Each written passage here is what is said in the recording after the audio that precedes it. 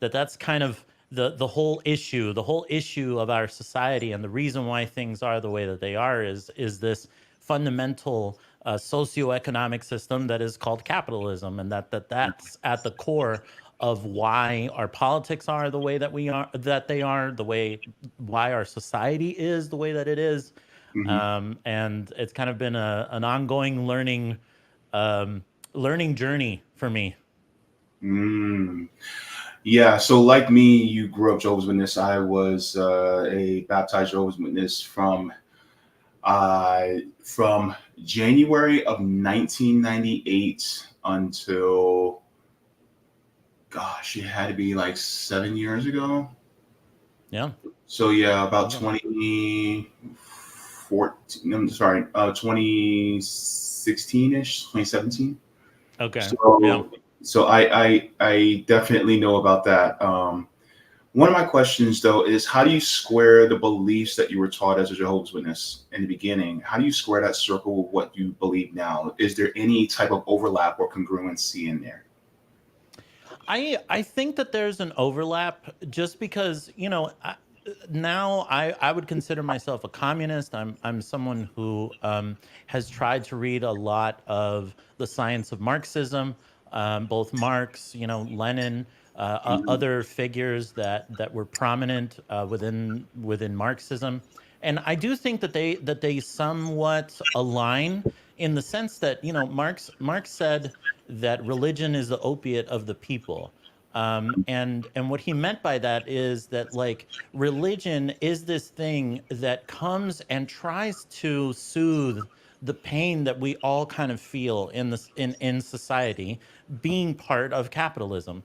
And so I that's the way that I view it. I think a lot of the teachings of Jehovah's Witnesses are because they sense this very real wrongness with our society. There's something wrong, obviously, when our neighbors are being criminalized for having to sleep on the street, for example. Yeah. There's something wrong when we produce enough food to feed way more than the people that actually inhabit the planet, and yet there are people who go hungry. There's something wrong when, for example, we're seeing the genocide that is happening in Gaza, Yeah. and the government doesn't move, or anybody in power doesn't move to stop this. This is the You know, pain that everyone can feel. And I think religion taps into that pain and tries to give religion as the kind of solution for these issues.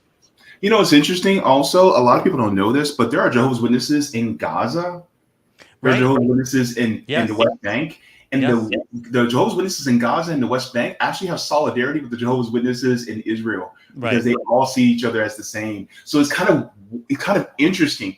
And part of me is like, well, if you're a witness and you're in Israel, if you don't understand that it's a settled colonial project, I think it would be time for you to, exit stage left out of that area and give them Yeah. back their land. But that's a Yeah. whole nother conversation, because some of them just don't realize that capitalism is one of the biggest issues that we have, Yeah. because they think that God's going to come in and fix it all. But Yes. with that being said, one of the things that I also wanted to ask you was about you diving into this space, this independent media space. Why did you Mm. want to lend your voice to this space, and what type of contributions did you feel that you can, give to this space that others may be missing?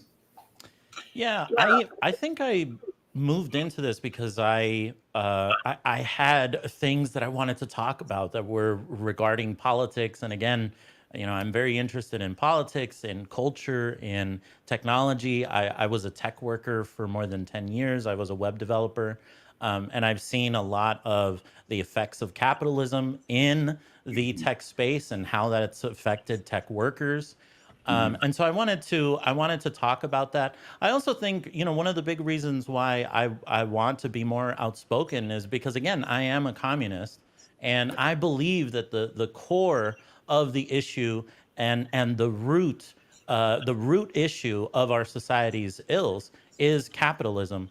And I don't think that there are a ton of people necessarily that are saying that all the time, that can link the issues that we see on a day-to-day basis with the issues of capitalism. Again, you look at a situation like the genocide in Gaza that is directly related to capital, that is directly related to U.S. imperialism and the U.S.'s support of its imperialist projects. And so that's something that I really want to get out there and say and try to raise consciousness among other people about this huge problem, and the fact that we need to accept that we need to overthrow capitalism if we're going to have a better society. Yeah, that's actually a really great point, because a lot of times people and kind of juxtaposing that with what you said earlier about how, when we were Jehovah's Witnesses, we also knew that there was something wrong. And we would always call it this system of things, right? We always call it about, this system of things that's,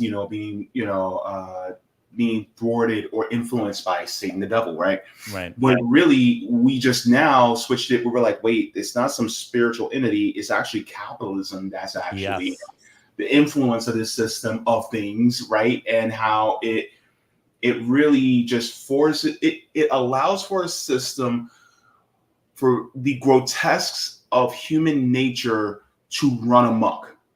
The system, like for instance, selfishness and self-interest. It's just like it said, what was it? Critical times, hard to deal with, be here. Men will be lovers of themselves, self-assuming, haughty, blasphemers, disobedient to parents, unthankful, disloyal, and having no natural affection, not open to any agreement, slanderers without self-control, fear without love of goodness,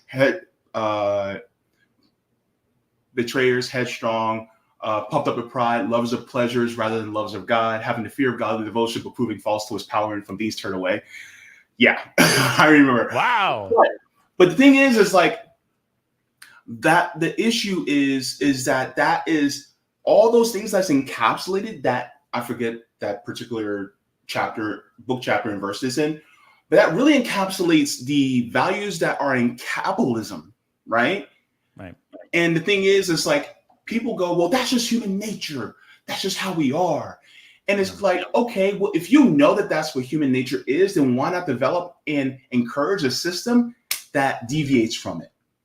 Right? Because everybody's like, well, that's just human nature. All right, then we should have a human. But the thing is, kindness, compassion, love, and care. All those are also part of human nature. So why not just put in a system that uplifts that instead of the bad parts of human nature? But the thing is that a lot of people, they don't want to, or they're too scared to, because they're afraid of the people who have all these resources that exploited us, that are going to, destroy us if we try to. But the thing is that we don't realize that we have strength in numbers. There is more of us than there are of them. And so it just goes to show that when you think about it, ultimately, the future's in the hands of the many, and the needs of the many outweigh the needs of the few. That was from Spock. So, so it's just wild to me. But and I personally do not accept that human nature is selfishness or greediness. I do not accept these things, because ultimately we have to ask ourselves, like, where do these traits come from? And that's the thing that Jehovah's Witnesses or religion in general can't really explain. It cannot explain, where do those character traits and those ideas come from. And Marxism says that there is a material basis for those ideas, that ideas are formed by both the material and the social conditions in which we live in. And so I think you're completely right. If you have a system that rewards people for being greedy, for being selfish, then you create selfish and greedy humans. So to change that about ourselves and about our society, we need to change, again, the system that is at the core of this. Yeah, definitely. And so another question I wanted to ask you about before we get into our next segment is, what do you see is one of the missteps of the left. And when I say the left, I'm talking about the left in the West, the left, particularly in the United States. What do you see is some of the missteps and how we can actually circumvent that in order to achieve pushing for more class solidarity, more worker solidarity, more community building? What do you feel is the best way to access that? So first, what is the issue that you see the most, and how do we go about getting over that? Yeah, I mean, I think that we're going to get into a little bit more of this when we talk about like Kamala Harris and Yeah. this pick for Tim Walz, because I think it perfectly illustrates the issue with the left. And I would say that the biggest issue on the left is that they do not recognize capitalism as the main issue and as the main problem to fight against. And because of that, that causes mistake after mistake after mistake.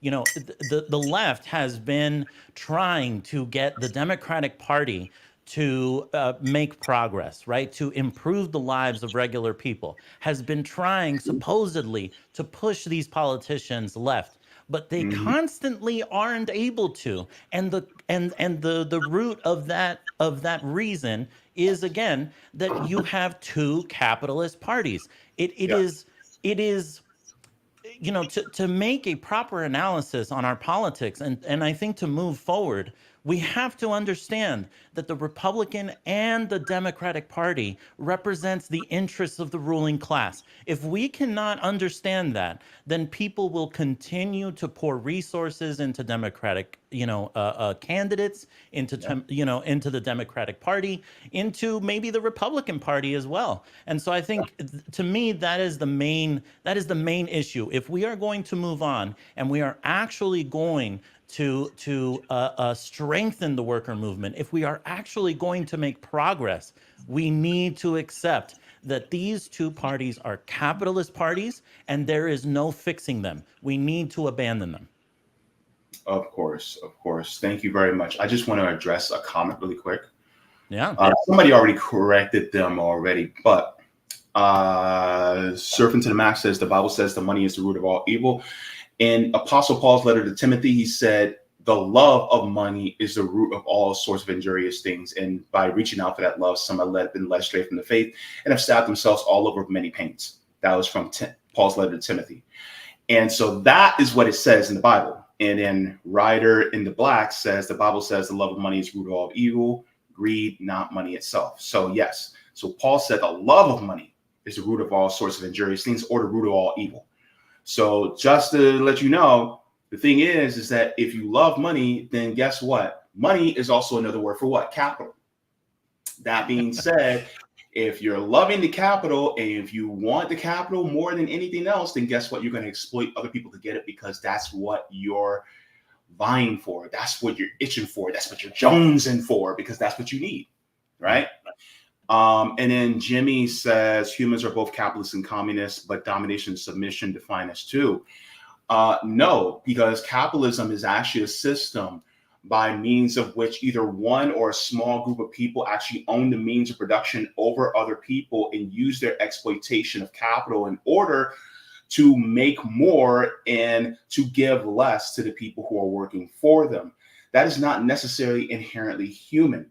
And in fact, if that's the case, then we would have seen capitalism 500, 600, 700, 800 years ago, before pre-colonial times, especially in indigenous cultures like here in the Americas, aka Turtle Island, or as well as in Africa. But we didn't. We saw gift economies, which basically is a I got you next economy. Basically, if we saw somebody without, we gave it to them.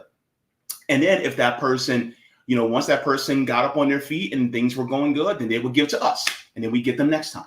So the thing is that capitalism in itself is not actually inherent to human nature. I would actually argue that capitalism is an anathema to human nature, right?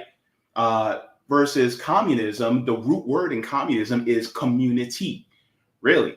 So really, ultimately, communists are actually trying to take us back to the way we were when we were indigenous here in the Americas, here in Africa. So when communists say "Make America Great Again," we're talking about going back to before Christopher Columbus sailed the ocean blue in 1492. See what I mean? So that's the overall picture. So just wanted to address that, because a lot of times people will say, well, capitalism is inherent in human nature. No, it's not. And then the ability to buy and sell is not capitalism, it's commerce. Commerce is the word you're looking for. Right. Buying and selling, owning the means of production, and then extracting that wealth from labor. And you're extracting more wealth from the labor than what than what you give them. That ultimately is capitalism. Right. And you're basically exploiting them in order to make more. So that's it. Anything you wanted to add before I move on? No, I think you did a pretty good job. Yeah. All right. Okay. So let me go into this. So we're going to go into our primary story for today. So we're going to be talking about Kamala's VP pick chosen. I don't know about y'all, but this is going to be an interesting story.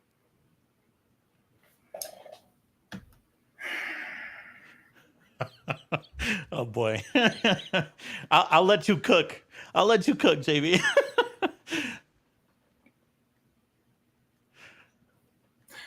Kamala Harris has picked her vice presidential pick for the 2024 elections, and some people who consider themselves to be progressive see this as a positive thing.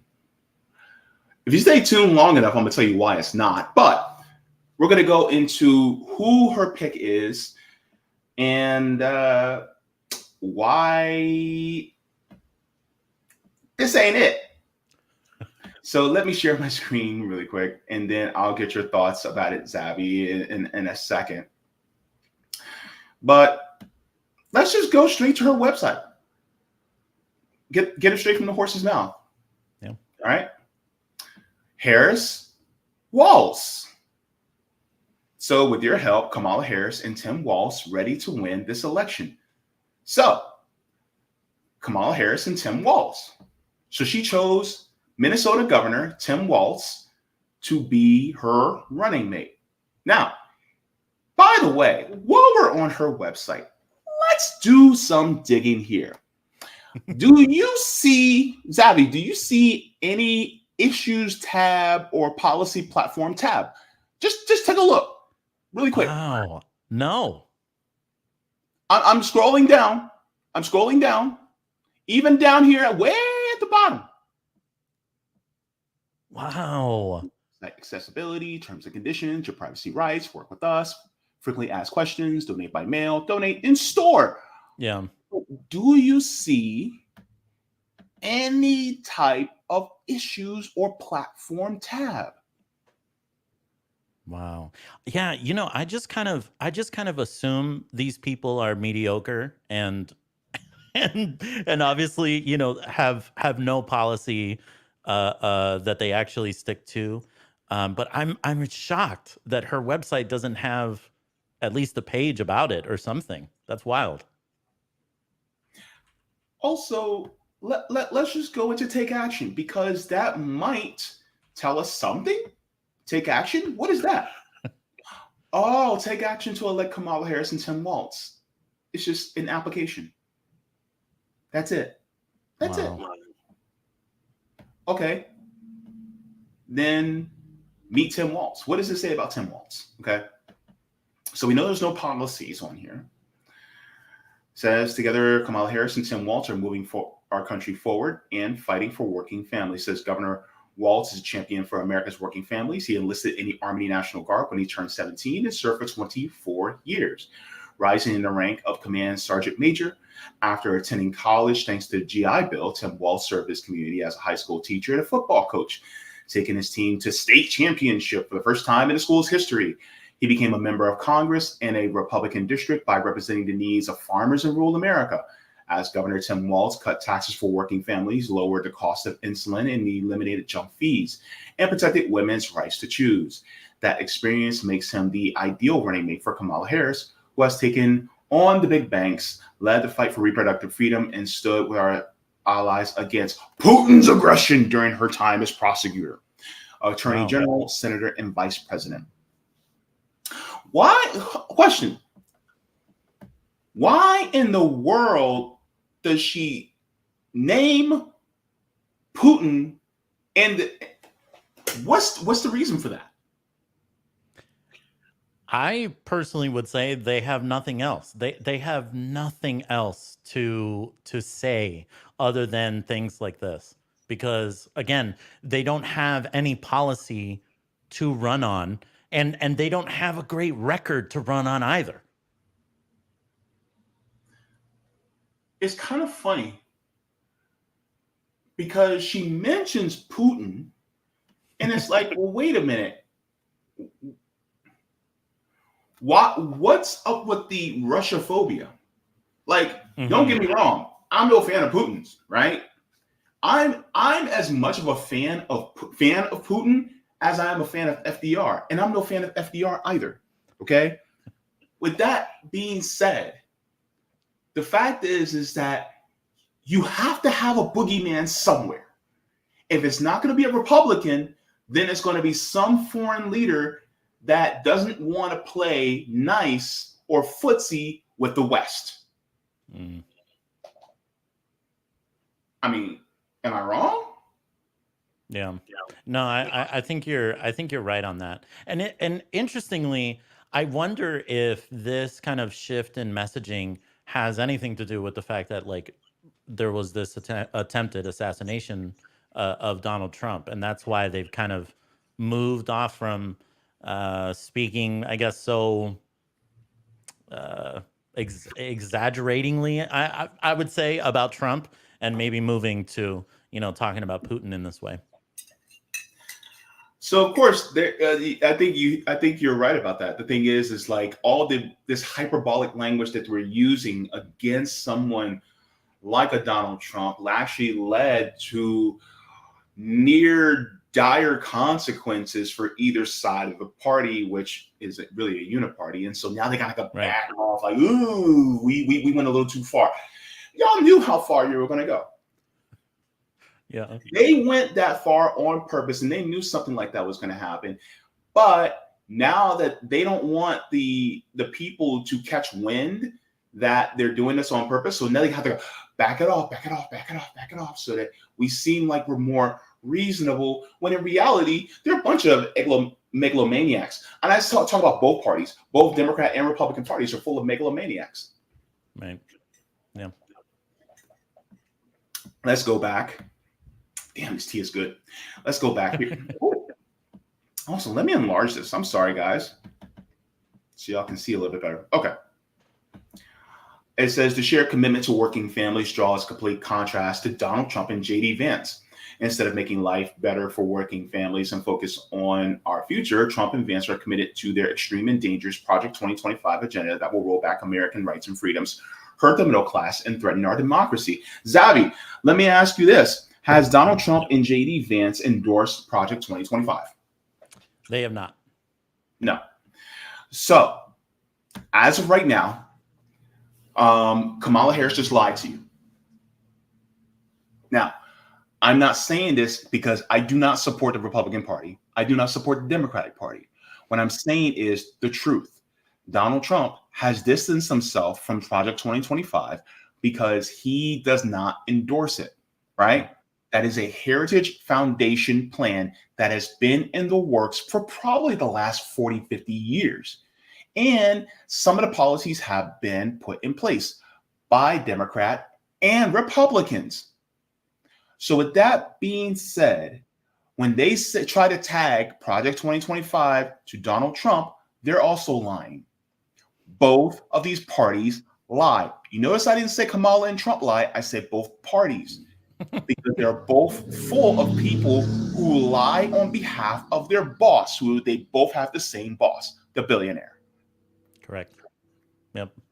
Yeah, and I think it's also interesting again that they are using the Project 2025, and you can see how it's being used cynically to get votes, right? Because you can see how they're fear mongering around the language that is in Project 2025. And don't get me wrong, there's some very not great things in Project 2025, but ultimately it just is that it's a tool to scare people from voting for the Republican Party and voting for Democrats. When once again, you're totally right. Both of them answer to the same exact people, which is the capitalist ruling class in the United States.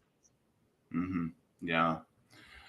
So, as far as the rest of this is really just trying to make Tim Walz look good to the people and make it look like, well, he's a common sense working class guy from the Midwest, and this is why you guys should vote for him. And without really pushing, actual policy which they plan to do as an administration. Right. There's no plan set forward. And my thing is one of my biggest issues is it's just vibes, man. It's what it feels like. Yes. Well, let me ask you something. To me, what is the difference between Tim Walz and Bernie Sanders then? Like, why is suddenly the media painting Tim Walz being a progressive as a good thing? That's what I'm wondering.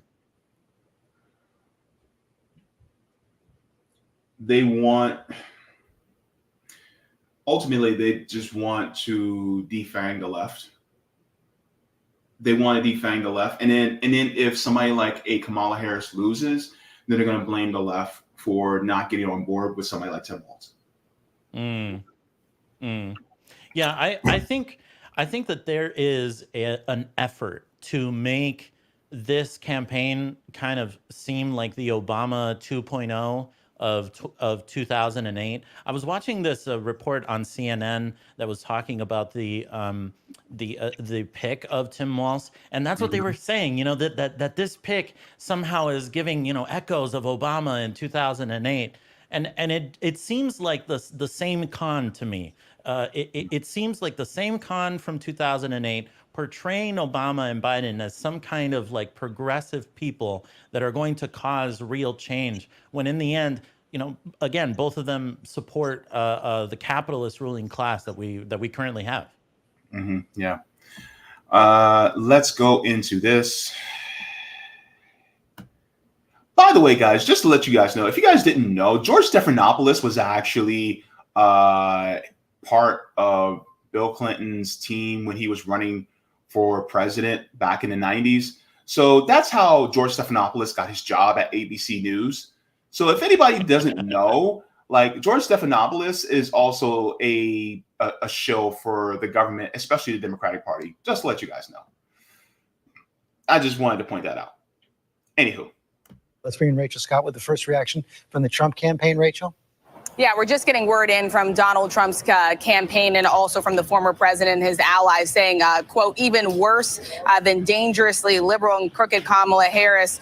That's the reaction to this news that we are now reporting, that Harris is picking Governor Tim Walz to be her running mate. Just yesterday, George, the former president Donald Trump was saying quite the opposite. In fact, during an interview, he said that whoever Harris chooses to be her running mate would be better than her. We know that the Trump campaign for days now has really been trying to recalibrate their focus, trying to figure out what exactly their strategy is, because they wanted to run against President Joe Biden. Once President Joe Biden dropped out of the race, they now have tried to figure out what their new line of attack is, not only on Vice President Kamala Harris, but also now on someone who is going to be her running mate. When President Biden was still in the race, we know there was that phone call between Senator J.D. Vance and also Vice President Kamala Harris agreeing to meet once again on the debate stage. We'll have to see what happens with a potential vice presidential debate and whether or not Governor Tim Walz will agree to debate Senator J.D. Vance, Donald Trump's running mate. George. Fascinating. So looks like the Trump campaign is, they're kind of like, we don't know about this guy. But at the same time, there was another tweet that also, not a tweet, but it was, let me see if I have it here. Yeah. But it's like they said that on ABC News, but this is also being reported by Simon Ateba on Twitter. So let me share this with you guys. Because Trump only says two words about Kamala Harris picking Tim Walz. Says breaking, Trump responds to Kamala Harris naming Tim Walz as her running mate with 2 words. Thank you.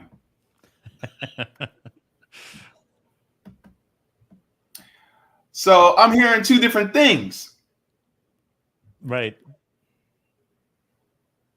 I truly wonder what their strategy is going to be, because I totally think that reporter from ABC is right, that like this was a whole different election just a few weeks ago when Joe Biden was in, right? Like at that point, it just felt like Trump was going to win this in a landslide. And now I wonder what they're going to attack Kamala on, because again, Kamala has a lot of things that Republicans think is right. Like the fact that she, incarcerated a bunch of brown and black people in California, extended sentences for slave labor and things like this.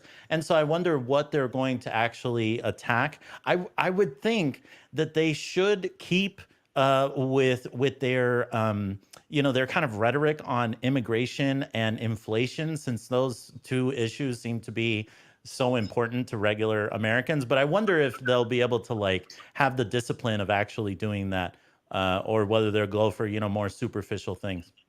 Well, were you still a resident in California when Kamala Harris was the Attorney General? No, I wasn't.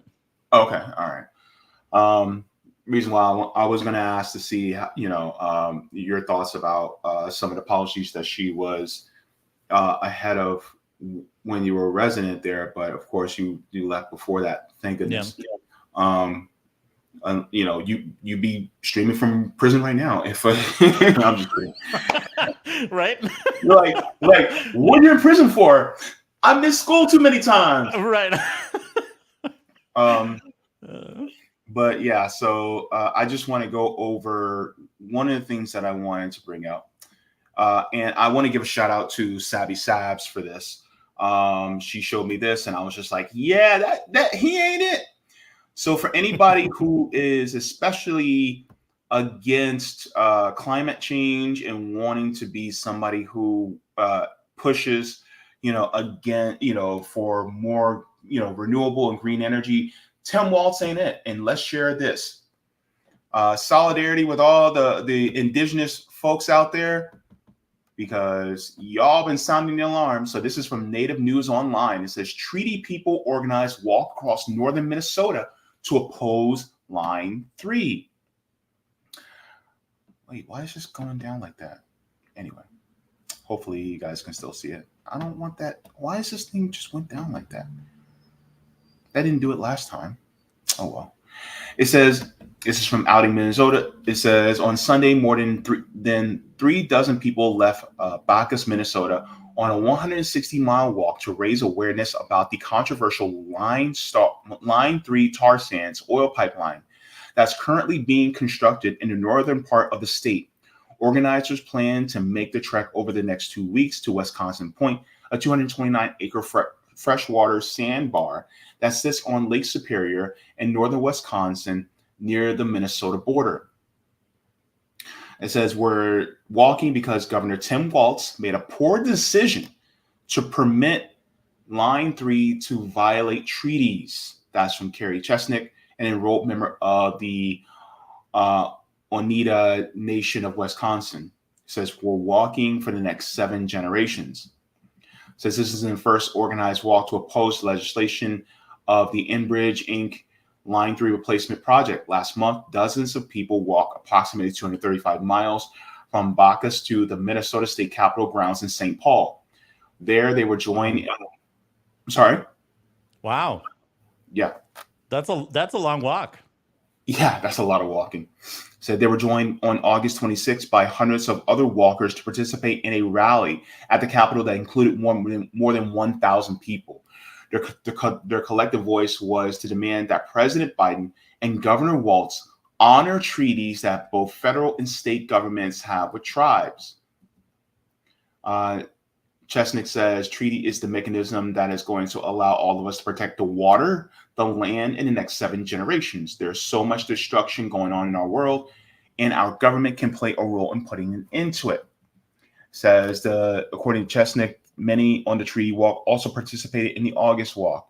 Some of their efforts to monitor construction of the tar sands oil pipeline and to pray for land and water.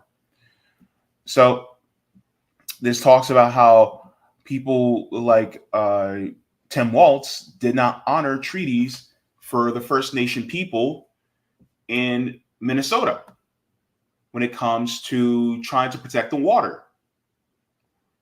So if that's the case, then those of you who are young, especially, that want to protect our environment, that want to walk away from the oil and gas industries, Tim Walz is not going to be an ally in this administration. Yep. Also, recently, Kamala Harris has also said that she will no longer oppose fracking. Wow. Yeah, you see, and again, you can tell then why these people are in the places that they're in, right? Because Tim Walz also supports Israel and has done many votes in favor of Israel. Also now has this approving of oil pipelines. And so again, I feel that the capitalist class sees both of these people as people that will fight for their interests in the end. Oh, you ruined the surprise. Let's get into it. Yes, Tim Walz is also a supporter of Israel. You want to know how I know? Let's get into it, y'all. Because this is also very damning of Tim Walz. This article came out this morning. This is Forward, Jewish independent nonprofit. All right. Let's click that away. And let's enlarge this so y'all can see. Because I want y'all to be able to see this good and well. It says, what Tim Walz VP pick means for American Jews in Israel. Pennsylvania Governor Josh Shapiro, the runner-up for the position, faced backlash over his Israel positions. So, it says Minnesota Governor Tim Walz is the vice presidential running mate for Kamala Harris, the presumptive Democratic presidential nominee, announced Tuesday, which is today. The decision to choose Walz is expected to bring back to the Democratic ticket hundreds of thousands of people who voted uncommitted in the primaries to express outrage at the Biden administration's support of Israel in the face of ongoing attacks in Gaza after October 7th. So do you see what this was about? Y'all see exactly why she chose somebody like Tim Walz, right? So, and people will say, well, that's a good thing, because if she chose Tim Walz, then he's not going to be a hardliner on Israel like a Josh Shapiro was. I got some things to say on that, by the way, but let's continue and move forward. It says the choice also avoids potential controversy over the other leading contender, Pennsylvania Governor Josh Shapiro, an observant Jew whose positions on Israel and two-state solution have resurfaced recently, along with accusations of anti-Semitism. The announcement comes 2 weeks after the Democratic Party leaders endorsed Harris as their standard bearer following President Joe Biden's unexpected withdrawal from the presidential race. So it says Walz is 60 years old, says one of the final contenders for the role, along with Shapiro and Senator Mark Kelly of Arizona. As a former House member and second-term governor, Walz brings moderate views. We know what that means. Moderate views that could appeal to working-class voters in key battleground states, along with executive experience that would aid Harris in governing if she wins the presidency. Walz coined the now popular term "weird" to describe the Trump-Vance ticket. Now, why is this word moderate? Why is that interesting to you, Xavi? Again, to me, when people say, "Oh, they bring moderate views," that means that they support capitalism. At the end of the day, they support capitalism. They have no problem with the existing system that exists in the United States.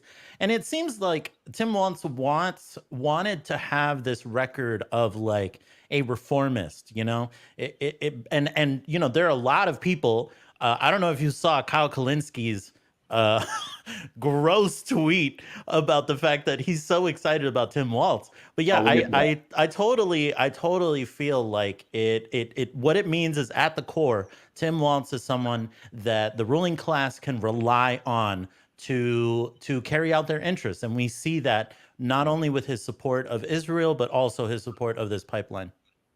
Yeah, so let's continue in this because I got some things to say about the people who are clapping their hands for this like they're in church. So let's get to this because this is the part that I really want to get into. It says Shapiro, a popular governor from the critical swing state with 19 electoral votes, has been mentioned as a potential first Jewish president. Since his 2022 gubernatorial campaign has been seen as a formidable choice for Democrats. But a campaign by pro-Palestinian activists and progressives to keep him off the ticket because of his stance on Israel and the campus protests gained steam in recent days. It fueled accusations that anti-Semitism derailed his nomination.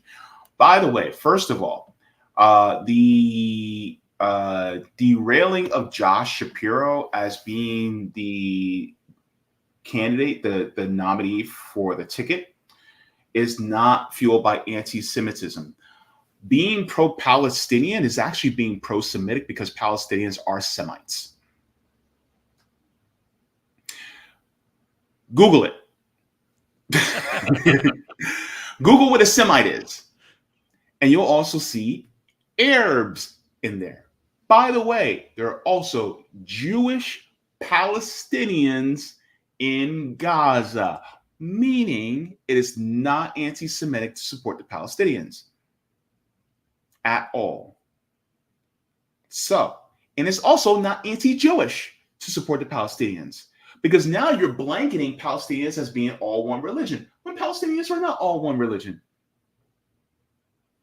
So do not insult Palestinians like that because they're not all Jewish, they're not all Muslim, they're not all Christian, and some are not all atheists.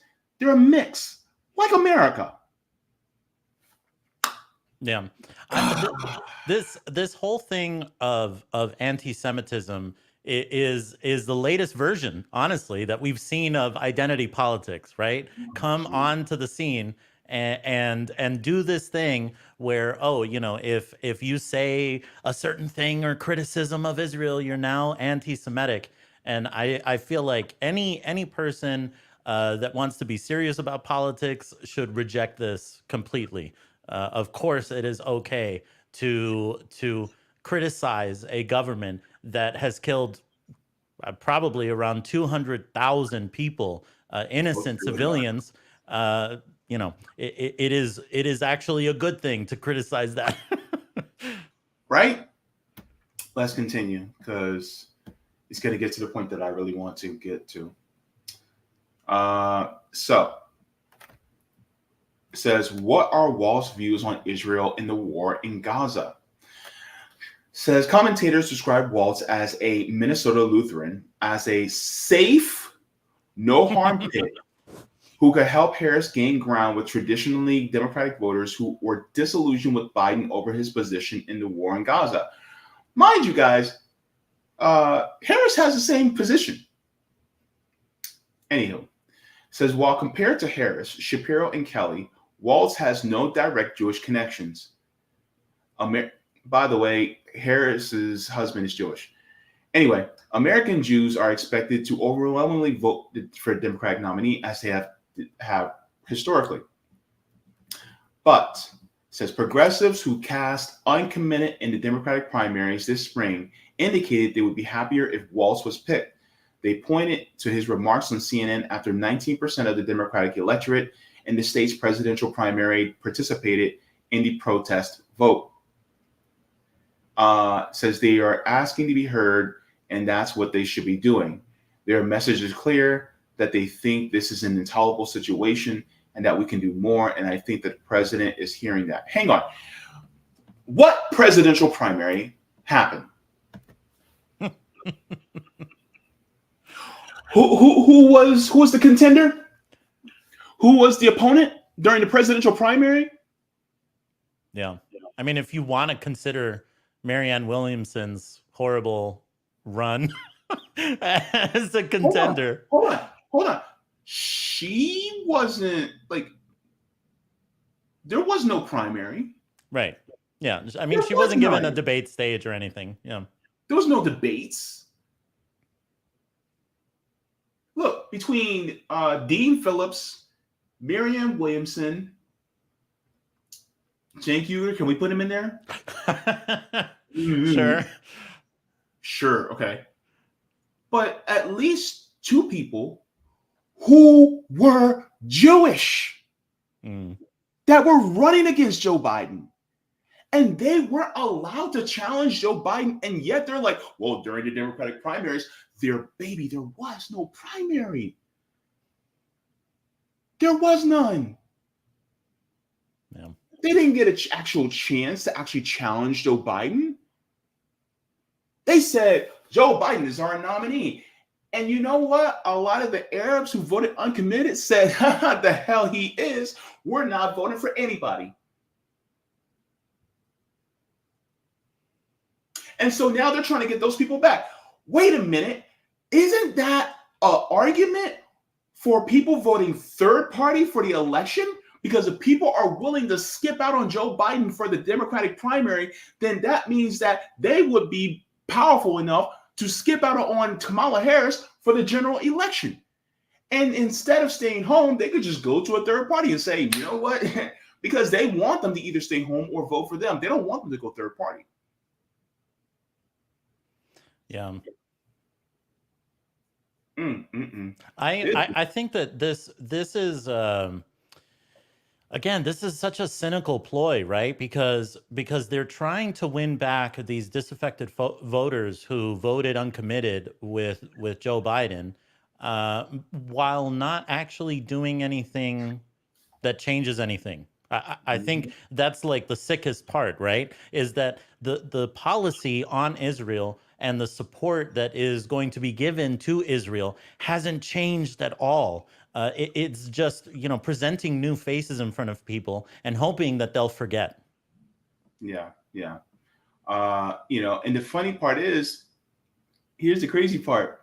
And Theron's right. Jill Stein is also Jewish. So you can't say, oh, well, you're anti-Semitic if you vote for Jill Stein.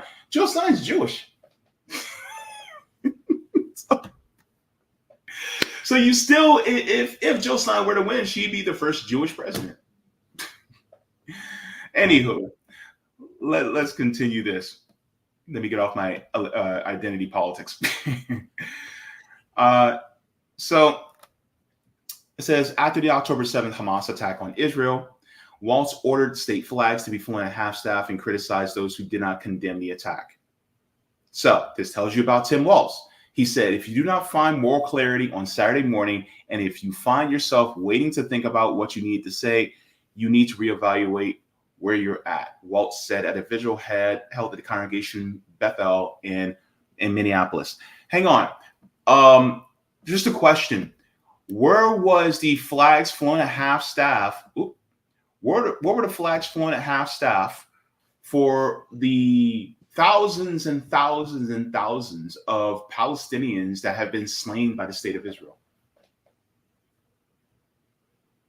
Precisely.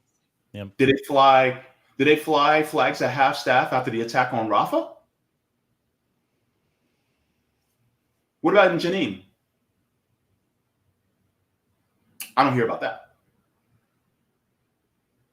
See what I mean? Palestinian lives do not matter as much as Israeli lives, even to Tim Walz. Let's continue.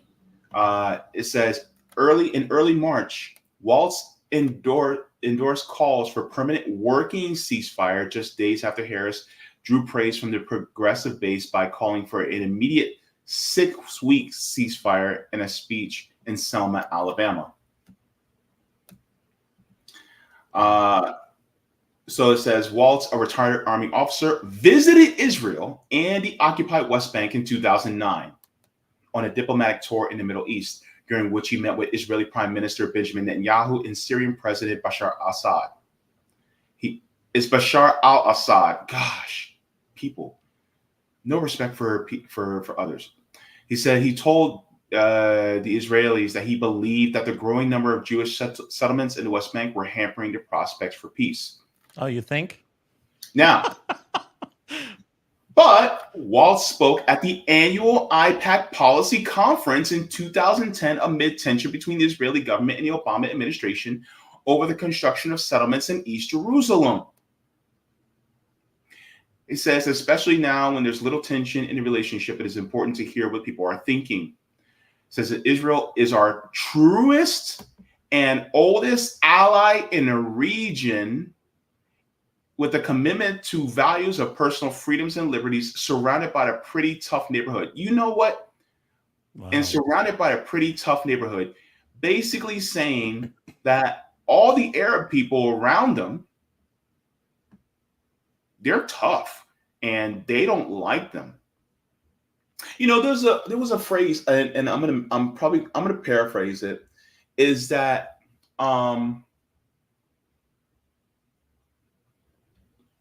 Israel has enemies in the region, but before Israel ever existed, there was no enemies in the region. No. Yeah, and again, I think that this shows why Tim Walz is such a good choice for the Democratic Party, because yet again, he basically spews the same, BS that Joe Biden has been spewing and all of these Democratic party members have been spewing, that Israel is fundamental to the interests of the United States. And it goes to show that it is. The United States has a vested imperial interest in the Middle East. And Israel is the way that they get that accomplished. And so it's not shocking at all to me that he supports this as well. Yeah.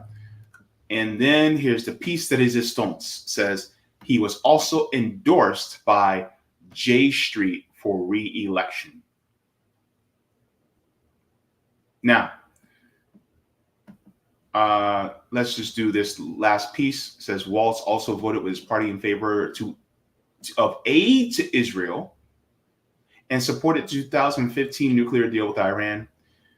Earlier this year, he faced protests over his state pension funds, investments in Israel bonds. So he sent money to Israel. Yep. So he's a good little boy for Israel. Yep. Little Timmy Tim, good boy for Israel. Now, here's one of my things that I also wanted to share. Because let me share this. Oh, that's not what I wanted to do. I wanted to share this one piece really quick, because some people are saying, well, Tim Walz is a really good, he's good on some issues. And I have some pushback against that. Let me share this really quick. This is from Blakely on Twitter. It says, try to distract all you want with this culture war BS, but Walz actually did ish for his state. It says some of the policies Walz signed into law in Minnesota: universal school meals, strong labor protections, cannabis legalization, stronger LGBTQ plus protections, paid sick leave, 100% clean energy by 2030, reproductive rights, $1 billion for housing, gun safety, and cut child poverty by a third. So that's what they're saying. Oh, he did all these good things, right? One of my things that I have to push back on is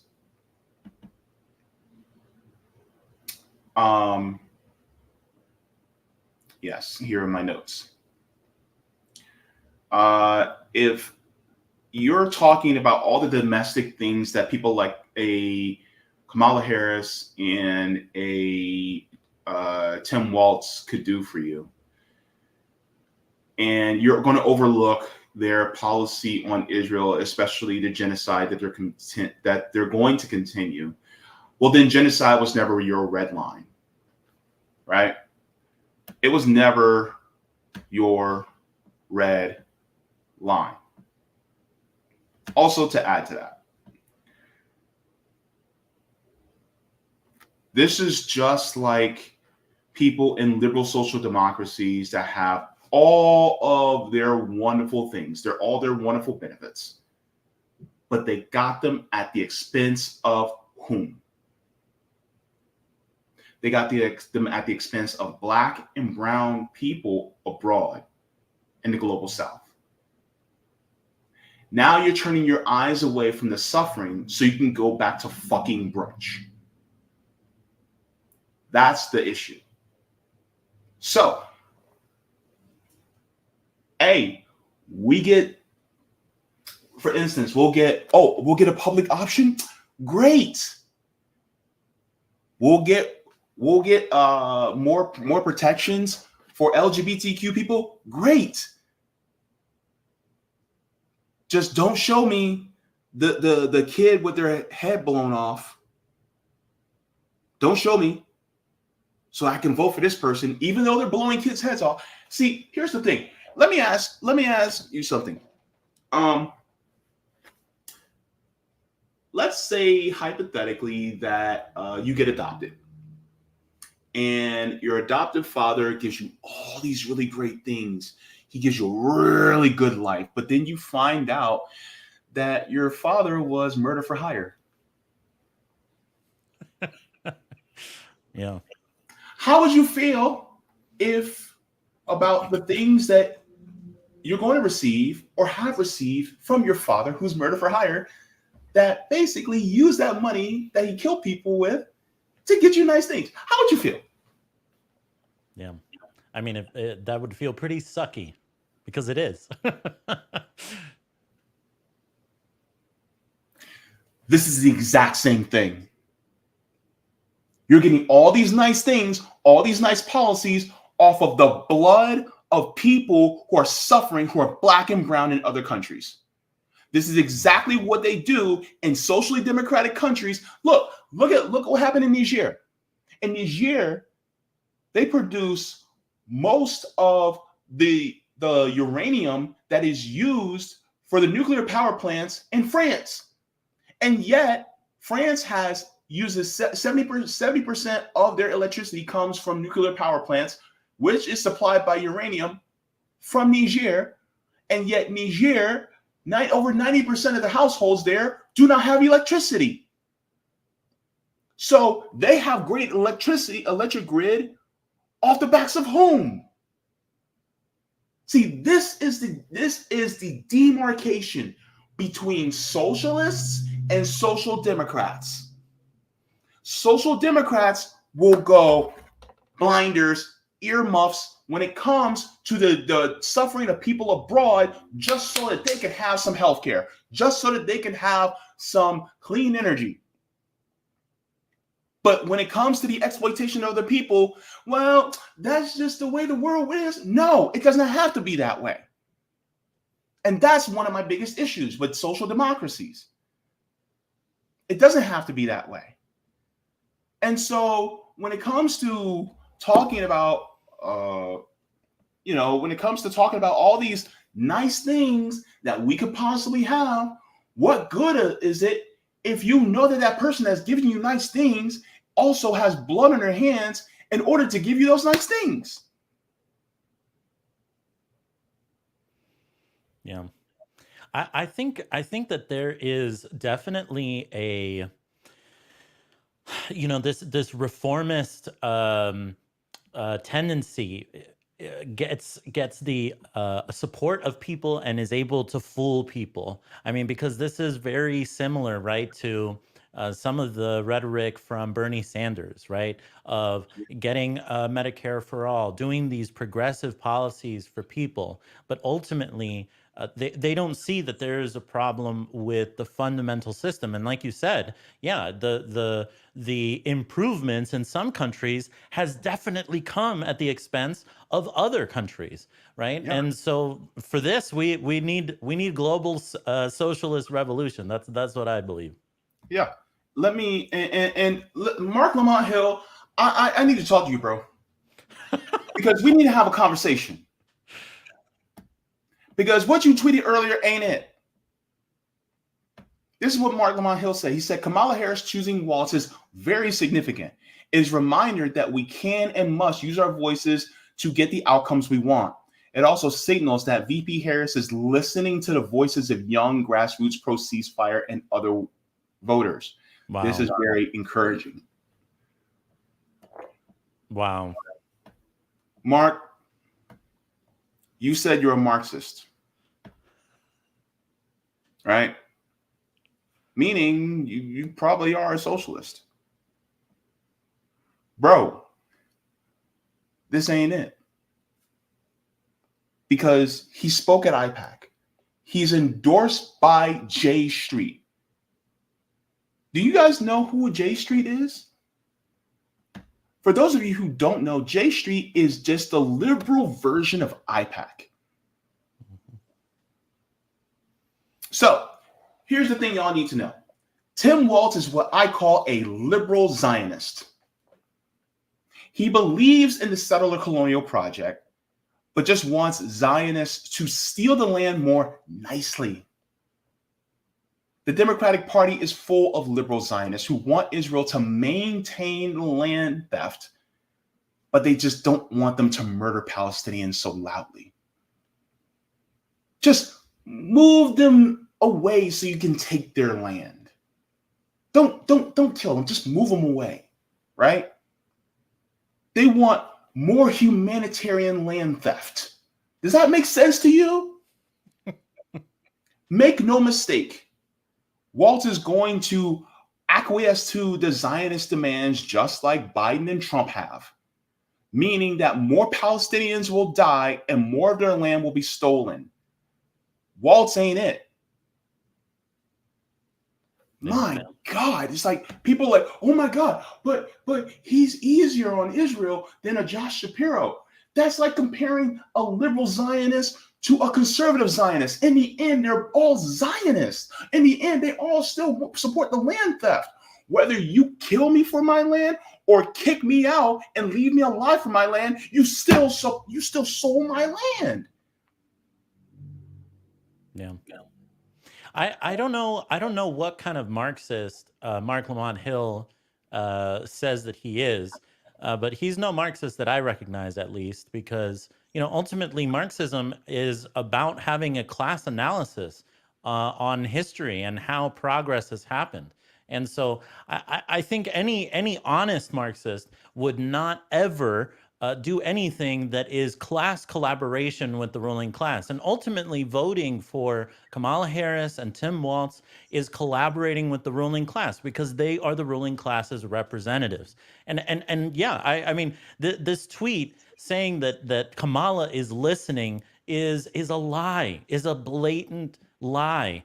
And that's why I brought up Bernie Sanders and I brought up Barack Obama from 2008 as well, because it just seems to me that the Democratic Party is trying to run this con yet again, a con of presenting supposedly progressive candidates and supposedly progressive policies while still having the same exact analysis on our political situation, which is that somehow capitalism can be reformed to make it better for people. And that's just not the reality of the capitalist system. Yeah. And my thing is like, if genocide is your red line, it should not waver. You need, then you got people like Kyle Kalinske that are towing the line for someone like a Kamala Harris and Tim Walz. Didn't you just endorse Dr. Jill Stein earlier? That's wild. And now you're talking about, oh, Tim Walz, he's a good pick. Like, what? Are you kidding, bro? Hang on. Because I responded to him. That was one of the first tweets I did earlier today. Because I saw this, I was just like, what in the hell? This bile, this vomit, I'm telling you. He said, Kamala objectively made the best possible pick. Look at that policy record, dog. We're so back. He's so cringe. Oh my goodness.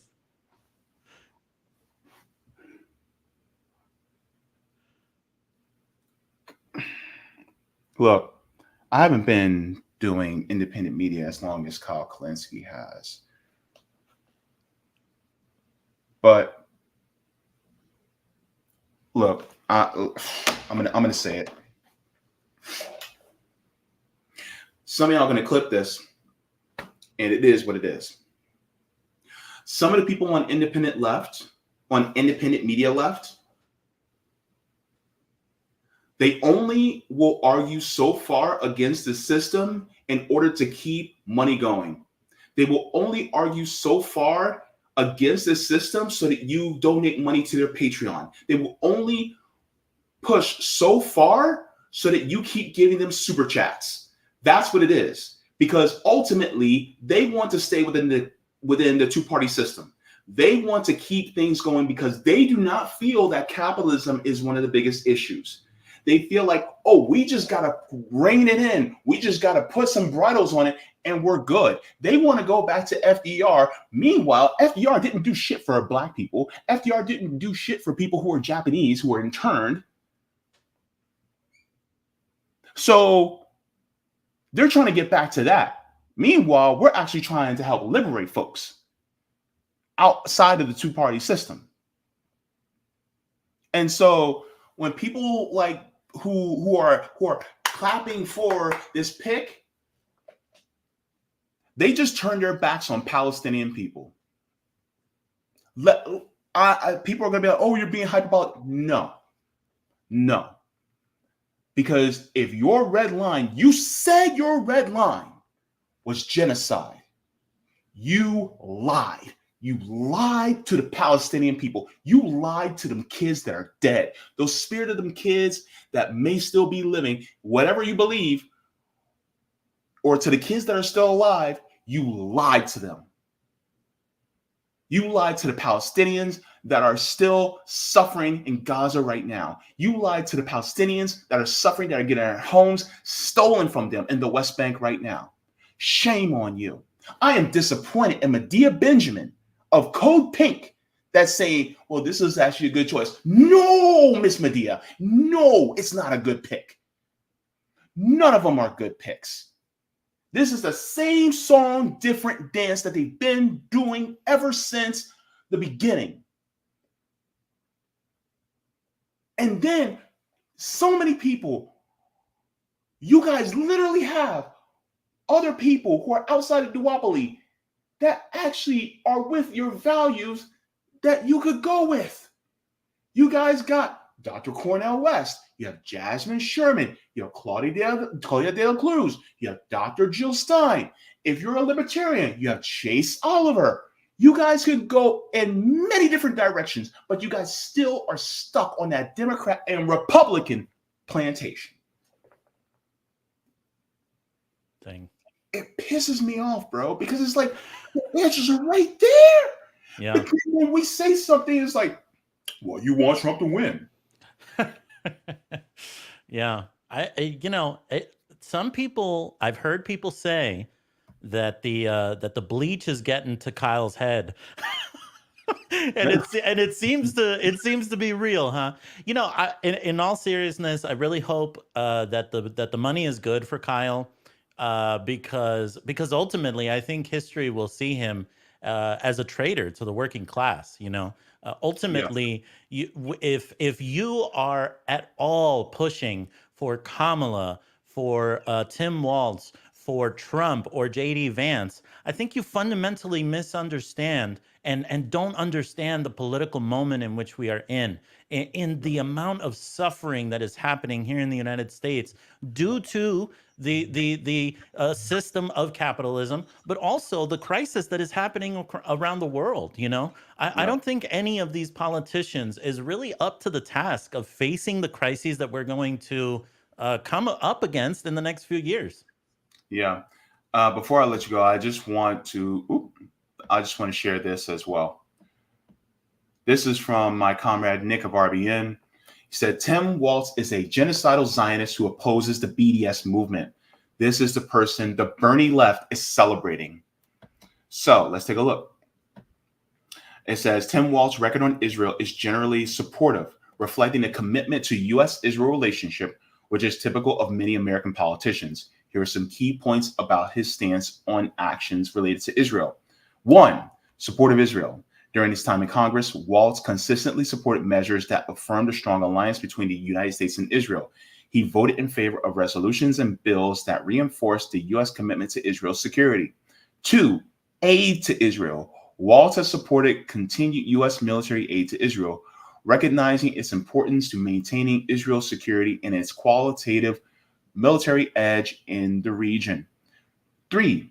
Two-state solution. Like many of his Democratic colleagues, Walz has expressed support for a two-state solution to the Israeli-Palestinian conflict. He believes in the need for a negotiated settlement that ensures peace and security for both Israelis and Palestinians. A two-state solution will not work because that means that Israel will continue to go up against Palestine because Israel ultimately just wants to take the land. The Greater Israel Project already shows that. And people like Netanyahu do not want a two-state solution. I argue that Zionists, period, just do not want a two-state solution because they don't want Palestinians to have their own state. And also that means if Palestinians have their own state, that also means they're going to have their own military. And they do not want that because right now Palestine does not have a military. But if they get their own military, they don't want that. 4 says opposition to BDS movement. Walz has opposed boycott, divestment, and sanctions movement, which seeks to pressure Israel through economic and political means. He has supported legislation and resolutions condemning the BDS movement. So thank you very much to Nick for that. Yeah. So great breakdown. Yeah. So ultimately, you could talk about all these things that you think you support. When it comes to Tim Walz on, and people will say, well, don't let the perfect be the enemy of the good. What would you say to somebody who says don't let the perfect be the enemy of the good? Again, I completely reject that because I would not vote for any politician that does not call out the decay of capitalism and expose how that is the root cause of the problems in our society. Mm-hmm. I say that I am not rejecting the good for perfect. I am rejecting the bad for good. Because ultimately, Tim Walz does not have to support the genocide that's going on in Palestine. Also, he could actually be doing a lot more for his constituents outside of the two-party system than what he's doing right now. But he's really being a good little boy for the corporations. Yeah. So he's only going to go so far, just like Bernie Sanders only goes so far. Bernie Sanders still supports the military-industrial complex. I mean, because he pulls in money for his state for the military-industrial complex. So ultimately, what's the difference? And again, I would point to Bernie Sanders as a great example of someone who sees the crisis of capitalism and is actually trying to help the capitalists avoid this crisis. Like that is the reason why Bernie is such an advocate of progressive policies, is an advocate of, Medicare for all when he used to talk about it, or, giving people better jobs, giving people health care, giving people housing. These are things that have been proposed as reforms because the ruling class understands the crisis that we are facing, right? And they want to stop the overthrow of capitalism. But I mean, if they continue down this down this path, which they are going to continue down because that's just the nature of the capitalist system, the working class is going to move, and we are going to overthrow this thing at some point. So Yeah. I look forward to that. Yeah. So before I let you go, I just wanted to share, this is my solution, because people are like, well, what are your solutions? Here we go. I'm glad you asked. I said, Mark, please don't be foolish. There's no pushing the Democratic Party to the left. The only way we can do anything for us is, one, organize outside of the electoral system. I mean, organize outside, get outside, right? Two, push for citizen ballot initiatives to help us directly. And I'll be talking about a ballot initiative in a little bit. Three, vote third party or independent. So these are just three things that we can do outside. And if you guys want to know how to organize, I actually did a stream on it on RBN 2 weeks ago. But you know what's funny about that?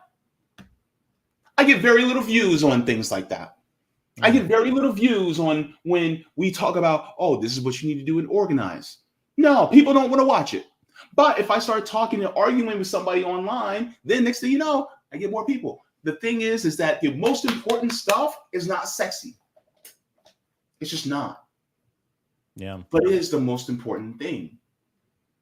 Yeah. And if we really want to change this system, just because you now have a more melanin abundant candidate and her running mate is a more liberal person, a liberal Zionist, you suddenly take the Palestinian kids who put in front of your face and you're like, what Palestinian kids? I don't see no Palestinian kids.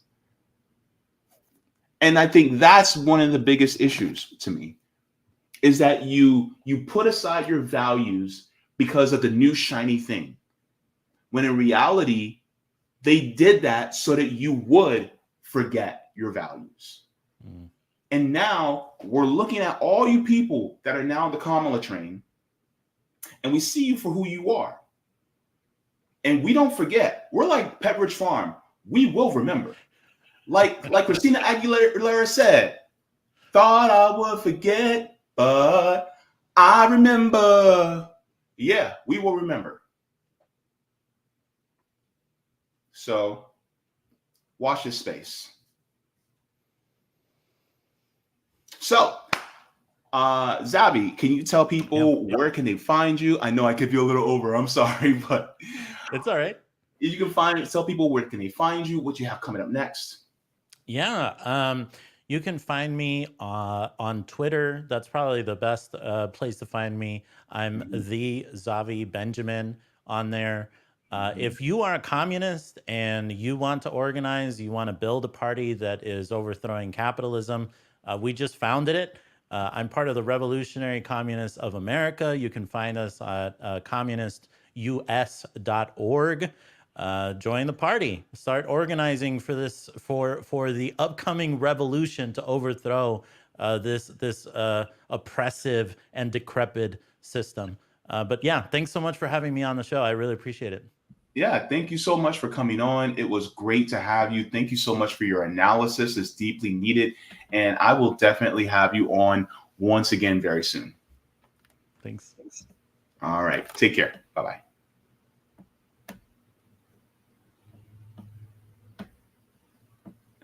All right, everybody. I'm just trying to make sure that I put Xavi's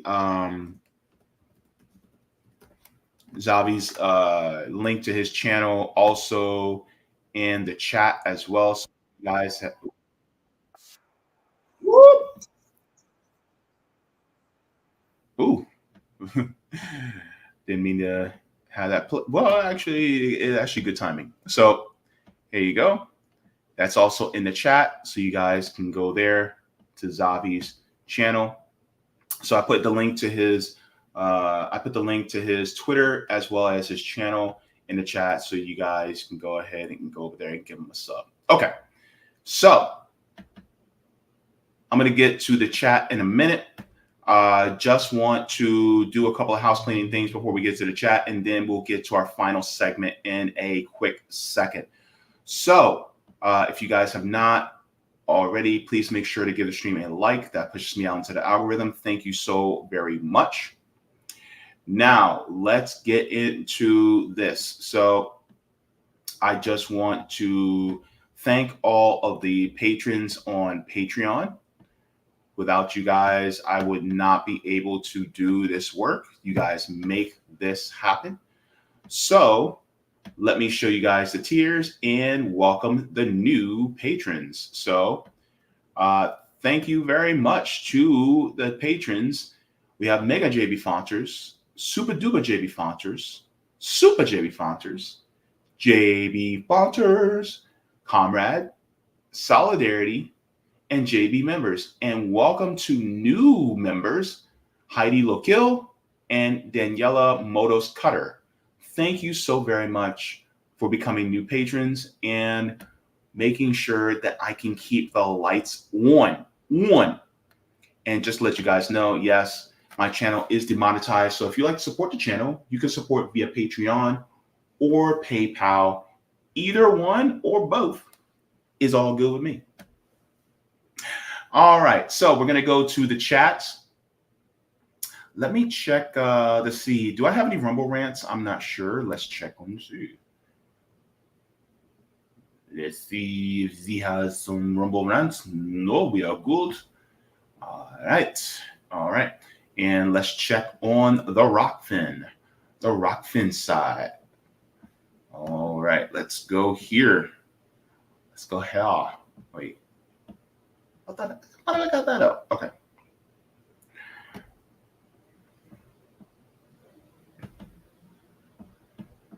All right. So let's go into the Rock, and then we'll go into the general chat. All right. So thank you very much for the tip on Rockfin. Roger Meadows. He says, I was the first to point this out, and I'm glad more people like your guest is seeing it now. I've been reposting this every day, only changing the number of days. I started posting this 7 days ago. This was from yesterday, as it says 14 days since she announced her run. I will post today at 6 if she's still not added policy, except we'll say 15 days. So, okay. Let me share this really quick so I can share what Roger said. Okay. So Roger says, Kamala Harris, VP Harris, it's been 14 days since declaring your run for the presidency on July 22nd, and you still have yet to put up a policy platform on your website. I noticed you've added since my last postings that you've done, but not what policies you will do. So therefore, we still have no idea where you are in policy and would like to see it implemented. Vice President Kamala, will today be the day you bless us with a policy platform? I am looking forward to see what your policy solutions are on issues such as labor as it pertains to worker cooperatives and using them to bring manufacturing jobs back home.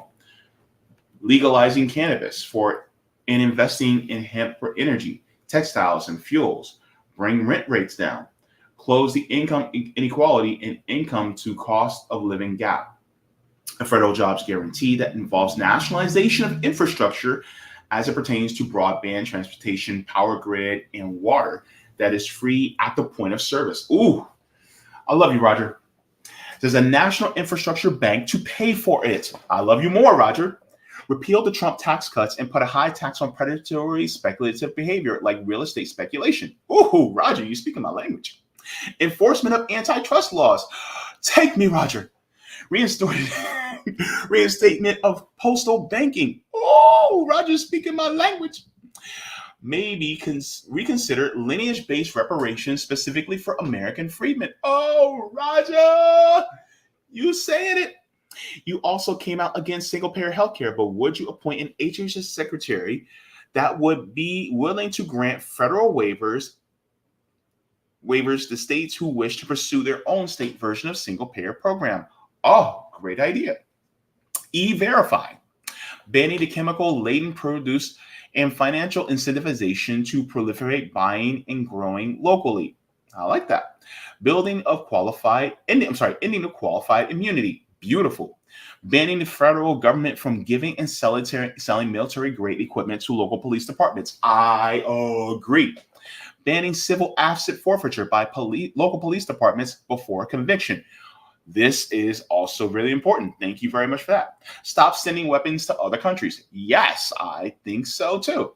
Stop running coups in other countries. Beautiful. Sanction Israel until they stop the extermination of Palestinians. Yes, clap that up for Roger. Close all military bases around the world where countries don't want our military bases. I mean, that's just plain and simple sovereignty for other countries. Yes. Disband NATO. It's not needed anymore. The Warsaw Pact and the Soviet Union is gone. I agree. Repeal authorization of use of military funds and the Patriot Act. Yes. Thank you very much for that. While I got it here, let me like and retweet because that's based. Thank you very much for that, Roger. Now, let's continue on what you had to say here. I apologize for the take me, Roger. I like messing with you, bro. All right, so thank you for this one. He said, listen, real talk. See, now I hear it in your voice with your accent, but it's funny. On our side of the political spectrum, we fight for the environment and we fight for workers and what happens when those two interests collide. You can't talk about getting off fossil fuels without hurting those workers who work in petro. So if we're going to remove ourselves from fossil fuels, we better have an alternative energy infrastructure bill in parallel that is ready to go when we move off. Throwing a whole bunch of workers who we say fight for out of work and onto the unemployment line is not a good way to garner goodwill. We have to have UBIs for those who don't want to adopt something new. Plus, that alternative clean energy source, be it nuclear power plants owned by the community or ran by workers, heavy government investment, hemp worker co-ops to produce batteries and semiconductors, or take those cars off the road with a nationalized interstate high-speed railway infrastructure without eminent domaining freedmen towns. Okay, first of all, I want to address this. So yes, I agree. So one of the things I always think about is that, you remember how Bernie Sanders stated in his Green New Deal that even though he wanted to end the fossil fuel industry, he wanted to, those workers who would lose their job in the fossil fuel industry, you would graduate them into the renewable industry. And if it meant that they had to take classes in school in order to be in that industry or something equivalent, then they would also get free school, even if it meant they had to get a bachelor's, a master's degree, then they would get that tuition free. I fully agree with that, and I think that's something that should be implemented. So for people who are in the fossil fuel industry, let's say you work on an oil rig. Well, guess what? You're not going to be working on an oil rig anymore, but we're going to supplement your income and we're going to send you to school for free so that you can actually work in the green energy industry. And then once you graduate, I'd say about a year after you've been in the industry and working, then the basic income or basic services that you're being given to by the government, supplemented by the government, then it ends 1 year after your start date, right? So then you're getting simultaneously subsidies from the government as well as you're working in the industry, and then we kind of hand you off, right? So I think that is really would be the best plan. You can let me know in the chat if you agree or not. But I also think that, yes, these workers, they're just trying to survive, right? The only people who I want to kick rocks completely are the people at the top, right? The workers, no, we help them. But yes, and also the whole thing about eminent domain and not being put through freedmen's towns, yeah, definitely, absolutely. Roger, we agree on way more than people think. All right. It says, but freight cars are worker co-op owned. So we better get it together because you do not want the workers mad at the left for putting them out of a job without suitable alternatives. That's real. Yeah. And yeah, I also think that there should be an alternative, a suitable alternative, a more, a better alternative for not just for our planet, but for workers too. And yeah, so I fully agree with that. People who work in the coal mines shouldn't have to work in the coal mines anymore. Plus, I don't want them to be subject to the health risks of working in coal mines. But I also want them to make good money and also have all of their material conditions, guaranteed, so that number one, they don't have to risk their health.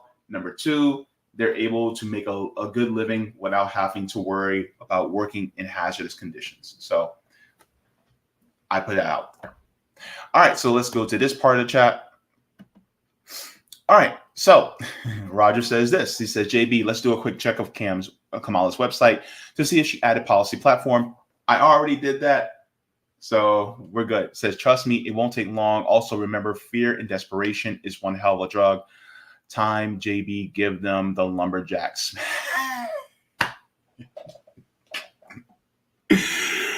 Miguel A says, peace, good to see you. We have Jacqueline in the chat says, hey, everyone, sorry for cutting it a bit fine. Thank you so very much.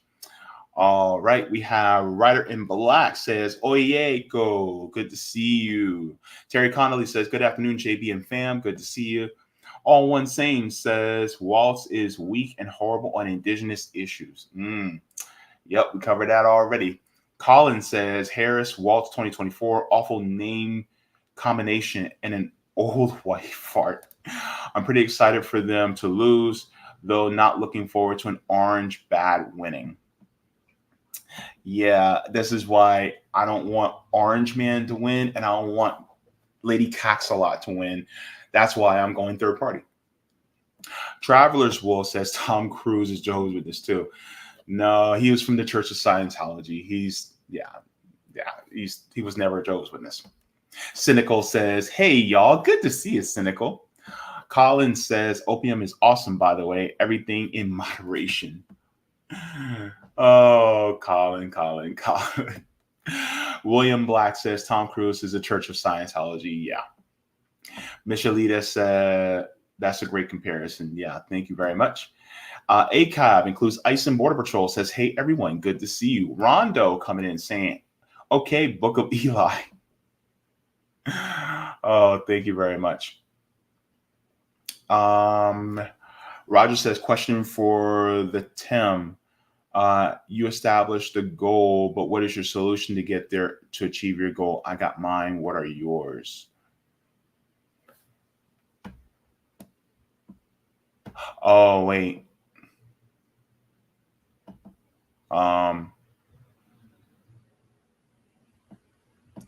Jacqueline says, have you appeared on Xavi's show before? Yes, I have.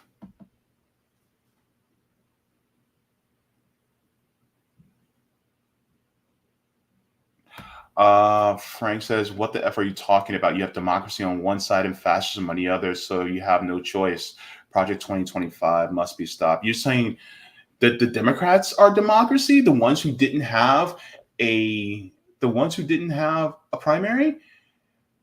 The fact that we actually have a presumptive nominee that nobody in the Democratic Party never ever voted for? That democracy as you're talking about? You're talking about the people who were argued in court that they can choose whoever the hell they want in a smoke-filled back room, and they actually don't have to submit any Democrat. They don't have to go by their own charter. They don't have to submit to the will of the people in order to have the Democratic say and who the nominee is, that Democratic Party, wasn't the Affordable Care Act originally a Heritage Foundation plan that we also know as Obamacare?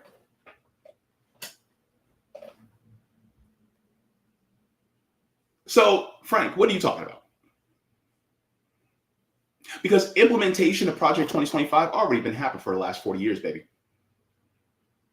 Also, a lot of people who are scared of Project 2025, a lot of those people, with all due respect, a lot of those people are white.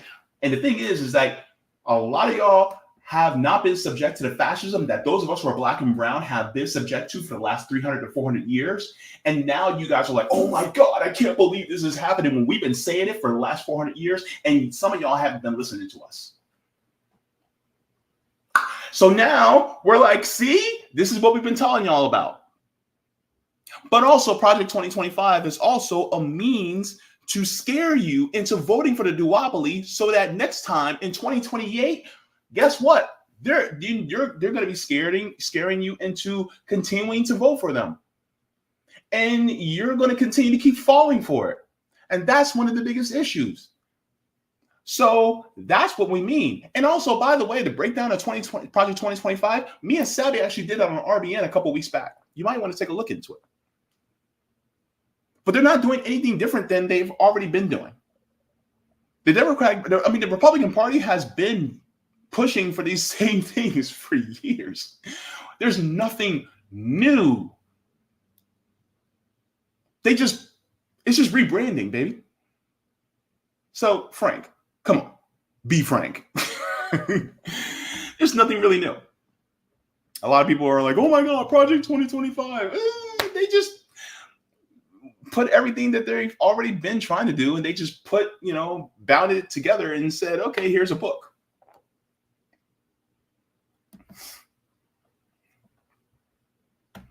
Tim Price says, my brain and heart have been hurting enough.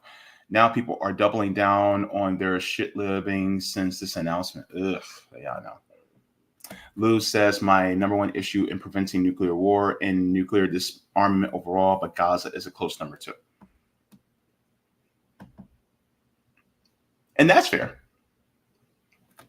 No, Wardy says, surely it's okay if they modify their red line to be a dotted red line. Damn. Noah says, tell them. Thank you very much. MC, thank you for the love. Okay. All right, so let's get to Travelers Wolf says not a party, is legally a corporation. Yep, that's the Democratic Party. You don't think the RNC and the DNC aren't? Look, here's the funny part. The RNC and the DNC essentially get all their money from the same boss. What choice is there? There is no choice. So if there really is no choice, then why would somebody be like, oh my God, Project 2025, when in reality, the people who are implementing Project 2025 and the people who are part of the Democratic Party are literally all bowing down before the same guy who actually disseminates money to them through bribes. Donations. What's the difference? Oh, honey. My sweet summer child. They're all the same.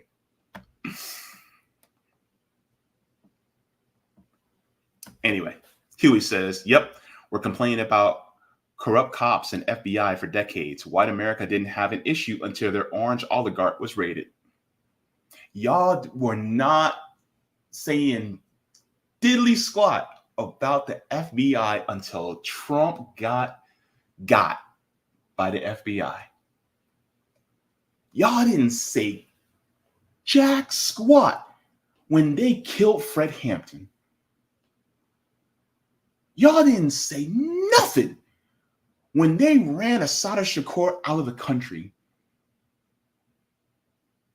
Y'all didn't say a peep when they raided the Uhuru House, when they went after Chairman Omali Yeshitela, Penny Hess, and Jesse Neville, when they went against the African People's Socialist Party the same month that they went after Donald Trump. Y'all didn't say nothing. And then finally, after they went against the Tangerine Man, oh my God, the FBI. But now y'all suddenly forgot about that. And now you guys are back to blue once again. See, this is the issue. And you know who also is part of that back to blue? If you're backing the blue, you're also backing Kamala Harris. So here's the juxtaposition between the Democrat and Republican parties. Because if you back the blue, then that means you got to back the prosecutors. Well, Kamala is a prosecutor. Jeez Louise.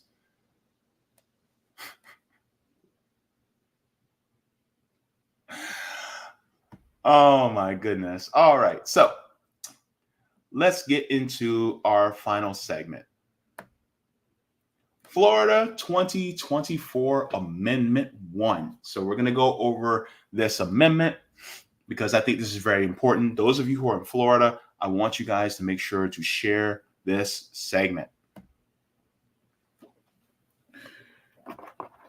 So we're in an election year, and that means this November, there are going to be ballot initiatives on the ballot here in Florida. What does that mean? That means that you, yes, you, if you're a Floridian, you have a choice and you have an opportunity to basically let your will and your voice be known directly. This is direct democracy that you get to wield. You have the power. So let's go into Amendment 1. This is going to be the first part in a series that we're going to be looking at the amendments that are going to be on the ballot. And this is to help you be an informed citizen. So let's go up here. Let me make sure that, is this big enough? Yes. Okay. So Florida Amendment 1, Partisan School Board Elections Amendments. So it says Florida Amendment 1, the Partisan School Board Elections Amendment is on the ballot in Florida as a legislatively referred constitutional amendment on November 5th, 2024. A yes vote supports making school board elections partisan beginning in the November 2026 general elections and for primary elections nominating party candidates for the 2026 election. A no vote opposes making school board elections partisan, thereby maintaining current procedures where school board members are elected in a non-partisan election.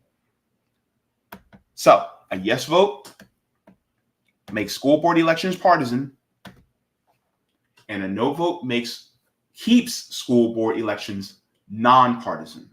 Okay? Now, let's continue. Says a supermajority requirement. In Florida, a 60% vote is required for voters to approve Amendment 1. So the onus is on the yes vote, meaning 60% of voters need to vote yes in order for this to pass. Anything below 60% means that the Florida electorate rejects it. So says, what would Amendment 1 change about school board elections in Florida?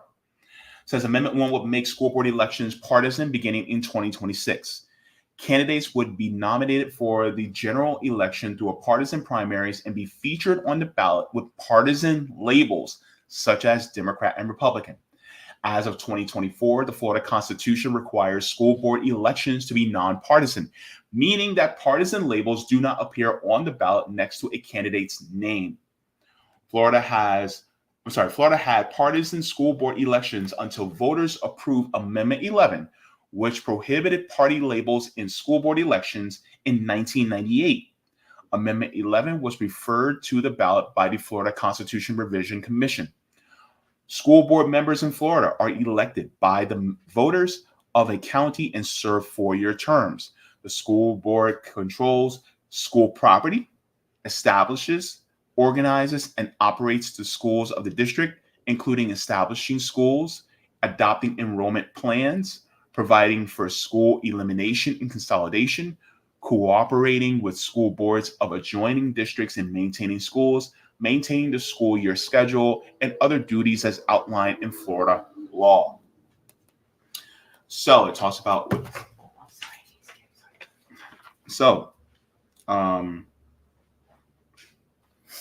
it says,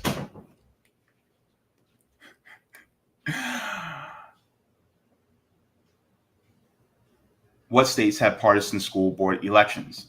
It says as of 2024, Florida was one of 41 states with state laws providing for nonpartisan school board elections.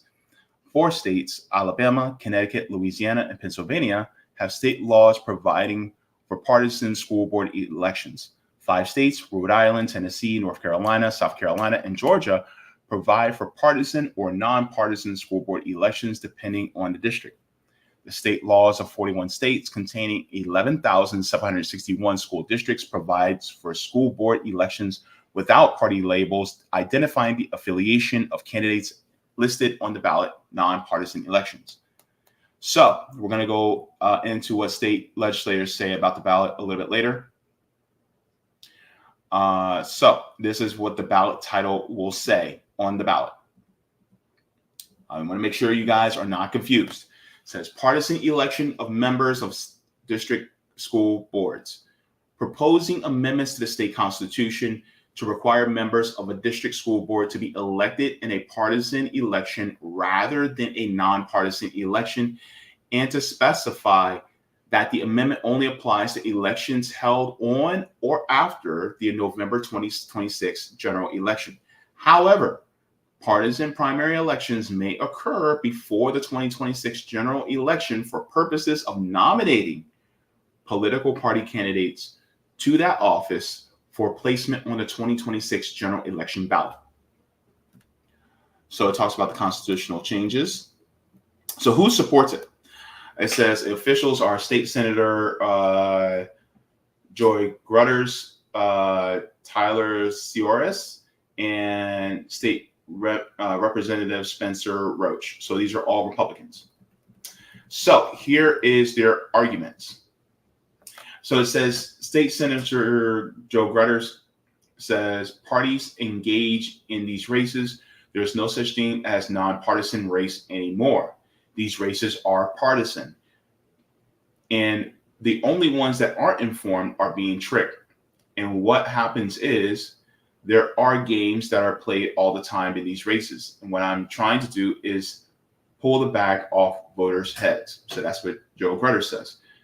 Spencer Roach says, I simply think as policymakers, we have the obligation to provide voters with as much information as possible about the candidates, to include party affiliation, and let the voters make their decisions based on the information. So I don't think you should ever be allowed to use the power of the law to hide your ideology or to hide your affiliations, whether it's with a political party or otherwise. I think it's really legal fiction that these races are nonpartisan. The candidates are nonpartisan actors, and I think there are real differences in the party platform. So I think that every race, including judicial races, should be partisan. That's what these two say. The opposition, State Senator Bobby Powell Jr. and State Representative Angela Nixon, says this. So Angela Nixon says, I believe this bill is not about transparency at all. This bill is about making our school board elections and our school boards more contentious like DC, which Republicans honestly always try to oppose. This is from Tina Curtin, school board chair of Alachua County, says, it is important that these races stay nonpartisan because everyone is impacted by school decisions. It doesn't matter what your political affiliation is, and I think everyone should get to vote and have a voice on a candidate. It is not just based on your political registration during the time of the election. We're seeing more politicization in education because of the Florida the governor of Florida's actions. That is not rising up from local communities. It is coming down from Tallahassee, from the governor down. This is from Carmen Ward. Says, I do not think there's any place for partisan politics in our public education system. We should be fully focused on what's best for the students. And I feel like public education is under attack. And part of the attack is sowing the seeds of division. I think this is part of our culture war strategy that is being perpetuated in classrooms, on educators and public school systems by our leadership. This is from State Senator Bobby Powell. He said, this is not something that's being done nationwide. If you look nationwide, most of the school board races and school boards remain nonpartisan. I am hopeful that what will happen in regard to partisan politics does not bleed into our school board races. So there's no money in campaign finance on this. So this gives a background of school boards and then example of school board candidates appear on the ballot. So most school boards are nonpartisan. This is basically what it's talking about. And there's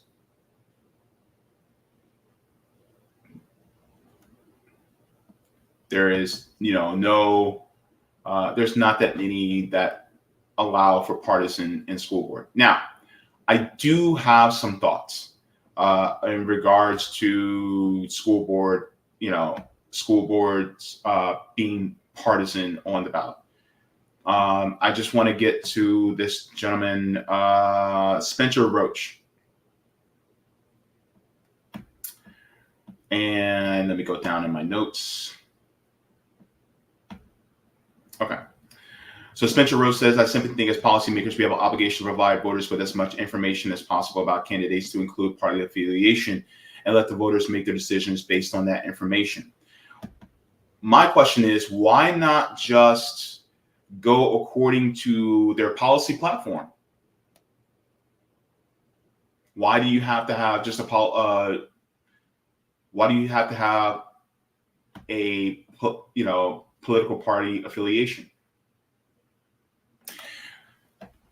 So this can give either party an excuse to further divide the workers by trying to have either all Republican or Democrat run school districts. They also can further this divide by claiming, quote, your children aren't doing well because the Republican ran school districts, or your children are being indoctrinated by the Democrat ran school districts, right? Meanwhile, the kids suffer because it's really about who's running the school district instead of what's ethical and right for the school district, regardless of party. So ultimately, when it comes to this, he says, so I don't think you should ever be allowed to use the power of the law to hide your ideology or hide your affiliations. Well, it's not really hiding your ideology, because if you put your policy platform on paper, you're not hiding your ideology, right? Like, for instance, if you have a policy that says, well, I am for universal school meals, you're not hiding your part of your ideology. You're putting it right there on paper. You're just not having a D or R next to your name, right? Another point, also, he says, I think it's really a legal fiction that these races are nonpartisan. Says the candidates are nonpartisan actors, and I think there are real differences in the party platform. So I think that every race, including judicial races, should be partisan. No, because the thing is, it's like not everybody has the same. Not everybody has the same idea. You know, there's even divisions among people who are in the Democratic Party, right? Or people like what if I were running for school board, right? As an independent, how would people be able to gauge me? Because I would have an I next to my name, right? If we had partisan school board elections. So then what would they have to do? They would have to go to my website and see what my policy platform is, right? Because I'm not a Democrat. I'm not a Republican. And so that means that they would need to see line by line what I would want to do as a school board attendant, as a school board member. So I could be one of those people who say, well, I think we should have universal school lunches. I also think we should have universal school breakfasts. Right?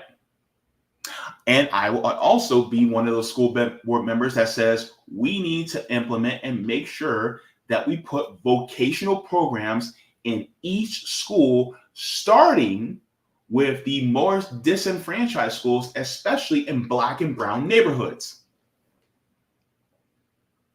So if a school that's predominantly Black does not have a swimming pool for swim classes, well, guess what? We're going to implement swimming pools in those schools. If those schools do not have enough laptops and computers, then we're going to implement those laptops and computers. If those schools who are in rural districts don't have enough for their kids to have they don't have enough in rural districts, of course, then we're going to make sure that those students are taken care of. We're going to have more after school programs so that they don't have to go home and be alone and let their mind wander and do crazy, stupid stuff. When it comes to the curriculum, then I would be one of those people who would say, yeah, no more homework. What's the purpose? We need to do like a lot of the European schools do and just like not give homework. Right? So it's just, I think, putting partisan politics in school is a bad idea. So yes, I actually agree with especially this from Carmen Ward says, I do not think that there's any place for partisan politics in our public education system. We should be fully focused on what's best for students. I feel like public education is under attack, and part of that attack is sowing the seeds of division. I think it is part of the culture war strategy that's being perpetuated on classrooms, on educators, and public school systems by our leadership. Meaning, people are going to say, oh, this person is, and insert their political party, and they're indoctrinating our kids. You know what I'm saying? Go to their website, look at their policy platform, and then judge from there. This is just a means of division. So I personally would vote no on this. Also, where's the line? Are we going to be forcing teachers to share their political party affiliation as well? Even though they're not voted in, they're also the ones who our children are mostly influenced by directly. In my junior and senior year, I had a science teacher named Ronald Galuba. And towards the end of my senior year, we pressured him to tell us his party affiliation. He would not tell us. Though we could have gauged by how he spoke about certain things, we kind of knew, but we wanted to get it straight from the horse's mouth. So we pressured him into telling us, and he was a Republican. He was one of those people who talked about personal responsibility and, people need to pull themselves up by their bootstraps. And we were like, oh yeah, he's a Republican. And by the way, I was at a predominantly Black and brown school. He wasn't the only Republican teacher we had. My history teacher was a Black Republican. But we had no idea until we essentially forced it out of them. But the thing is, like, ultimately, they don't need to tell us what their political party affiliation is. Ultimately, we just need to know the policies that a person would uphold in the school board. And that's it. The policies that they will uphold, and making sure that our kids are properly taught and properly cared for, ethically and morally. Making sure that they not only are learning, but also are given the proper tools to learn by making sure they have food in their tummies, and as least amount of stress as possible, and giving them the tools to be able to be the worker that they want to be. But yeah, so that is Amendment 1. I personally would vote no on this ballot measure because partisan politics do not belong in our school system. So this is just to give you guys the rundown about Amendment 1. Next week, I will be focused on Amendment 2. So we'll be doing that. So if you guys would like to, you guys can stay tuned for that, especially if you're a voter in Florida. So please make sure to share this so that your family and friends and colleagues in Florida are aware of the ballot measures, the direct democracy that you have a voice in this November for Florida. And pay attention to these ballot measures wherever you are, whatever state you are, because these things matter.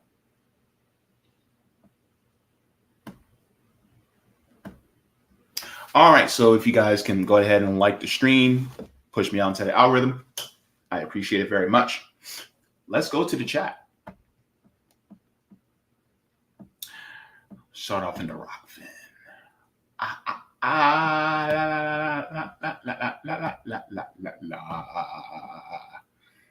right. Let me see. Hempcar says the Dem and Republican Party are identical twins funded by identical money interests. Big pharma, big tech, big guns, big oil, big banks. That's their constituency, not us. The aristocrats don't care about abortion or drugs. They all freak at the freaking ball. These laws don't apply to them, so they could care less. Yeah, by the way, they send their kids to private school, so they don't give a whooping font. They don't care. All right. So thank you very much for that, Hempcar. Let's go to the rest of the chat. Let me check to see if I have any Rumble rants for this segment. I think I'm good. Yes. All right.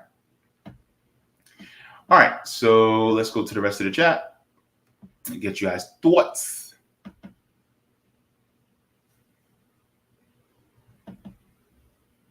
Oh, yeah. Roger Mel says we either going to stand on business or we not. That's a response to the Kamala Harris and Tim Walz segment. Yeah. Got to show that. Oh, yeah. Thanks a lot for coming on, Xavi.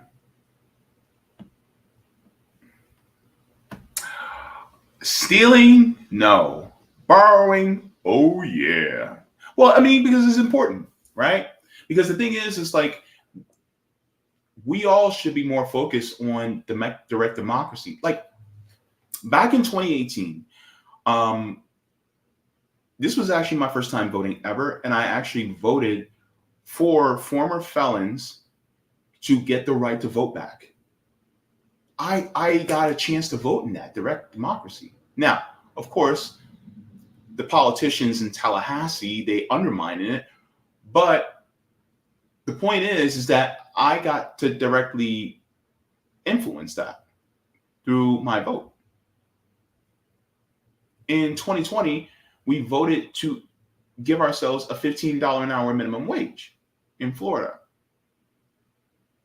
Now, we're going to vote either to make school boards partisan or not here in Florida, which I'm going to vote no because I don't want our school boards to be partisan. But also, there's two other ballots that we're going to be covering. One is going to be about abortion, and the other one's going to be about marijuana legalization recreationally. And then there's more.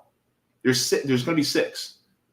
And so these things are a direct way to influence our lives directly. And so, yeah, I'm borrowing it from Xavi. Yeah, I'll say that. Thank God. And so I want to, at least do my state to inform my fellow citizens about what directly will affect them.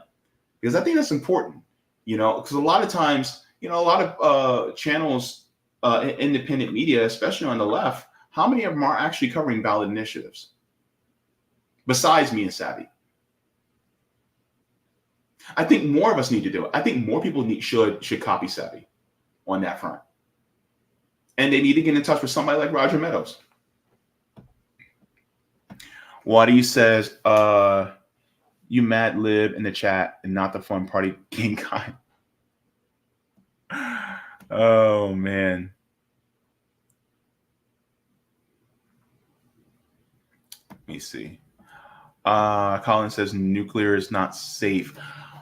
I'm hearing that argument in regards to uranium, but I haven't heard that argument against thorium. So I would like to see more. I would like to see more studies done on thorium, because I'm hearing that it's way safer than uranium. So I don't know. I would like to see that first,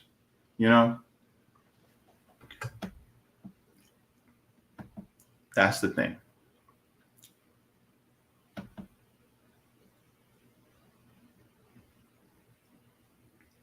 Let me see. Whatever man says JB for school district. Y'all want me in office. They would do me in just like they did JFK. Lou says, I'd want to see mandatory school uniforms as well. Get rid of the fad and fashion cliques. I'm kind of in between. Okay, that's one policy I'm kind of in the middle of. Okay. Because I do want to see individuality, because the students, want to express themselves. But at the same time, I'm also like, as somebody that was bullied, if everybody's wearing the same things, then, you can't bully them for, if they don't have on the name brand stuff, right? Like, you can't bully them if they don't have on the latest J's, right? You can't bully them if, now I'm showing my age, if they're not wearing Fat Farm or Pelly Pel. You can't bully them if they're not wearing, FUBU. Remember that? FUBU? So, I mean, it's just, and also, like, let's say, for instance, you give, I would argue giving students 10 separate uniforms. So 10 shirts, 10 pants, or skirts.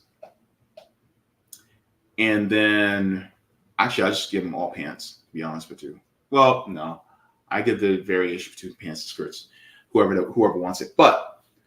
And then you get to cycle through those. So you have a clean pair for every single day. So the only thing you would need to make sure is if the student has socks and shoes, sneakers, whatever, Ultimately, besides that, that's it. But I'm kind of in the middle, because it's like I want the kids to maintain their individuality, but at the same time, I also want to circumvent the, bullying. And also it's an expense. It's an extra expense to get new clothes for your kids every school year. You know what I'm saying? Like, of course, if they have uniforms, they won't ever have that excitement, the night before the first day of school, like we did growing up. Like, you put your brand new clothes on the bed. You make sure everything's laid out. You make sure it's all nice and ironed. Remember ironing? Beforehand, you can make sure you got your socks right there in front of your shoes. You got to make sure, Roger's going to remember this. You got to make sure, to lace your shoes the night before, because you just bought them, the day before, either at Foot Locker or Just for Feet. That's, if you know, you know. And so, you lay it out there. And then you also make sure you take a shower the night before because you didn't wake up that early. But then you will wake up a little early because you're too excited to sleep. And plus, you got to make sure you catch your bus because you don't want to miss your bus on your first day. And so, yeah. So, you know, if you have that, you're not going to have the excitement. But at the same time, like, it's going to save parents a lot of money if you have uniforms, because you get the uniforms, you submit the uniforms,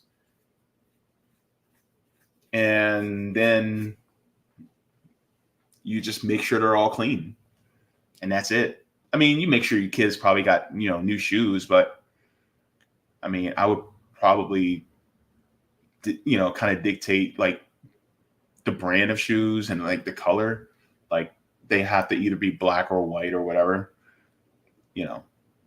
But that's just one thing. I've you know, still on the middle of that. And yeah, I mean, if somebody wants to modify it, I mean, kind of like Will Smith did in Fresh Prince of Bel-Air, like he turned his suit inside out. You know, he was still in uniform, right? Yeah.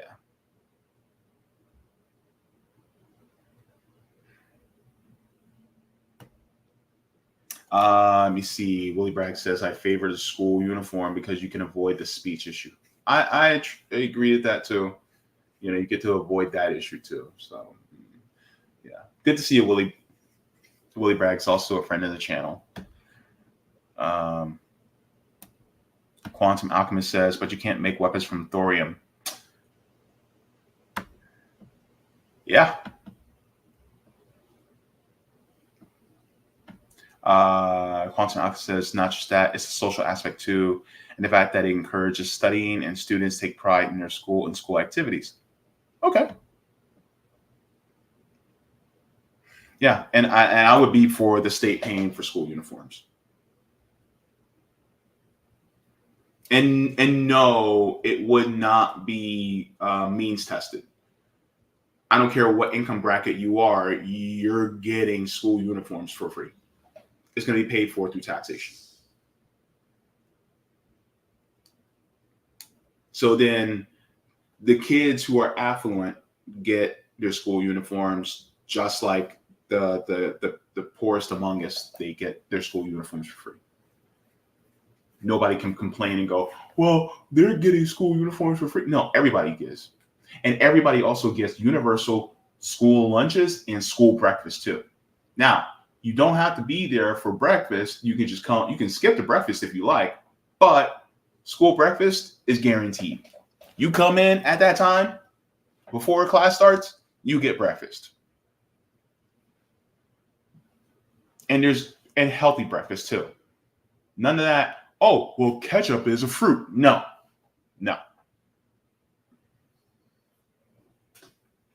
Anywho, I'm rambling on, but thank you guys for tuning in.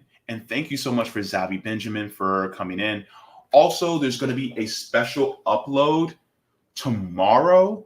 So look for that, where I will be having on Carl Jha on. We're going to be talking about what just happened today, as well as the possibilities of them being hawkish against China. I know the Democrats are typically hawkish against Russia, and the Republicans are typically hawkish against China. So I want to talk about that with Carl Jha. So, you know, we're going to be, he lives like literally like 12 hours, you know, on the other side of the world. So right now it's like 4 a.m. for him. So by the time I do the recording, that's why I had to do pre-record it because of the time difference. But, and yes, Roger, I see you on Roffin. Thank you very much. But yes, I will be having a discussion with him. So look out for that. It will premiere. It'll premiere at 5. So look for that. Okay. So premiere at 5. And so thank you very much for that. Just want to let you guys know that's coming on the docket. And I will also be doing the readings of Water in the Spirit. So we'll continue the reading of that. We'll continue in the reading of The Will to Change by Bell Hooks, and also Presidential by Margaret Kimberly. Oh, and by the way, Sunday was a very successful day. We did mutual aid out here in Orlando. I uploaded that to RBN. In fact, let me share that just really quick. I'm not going to take too long, but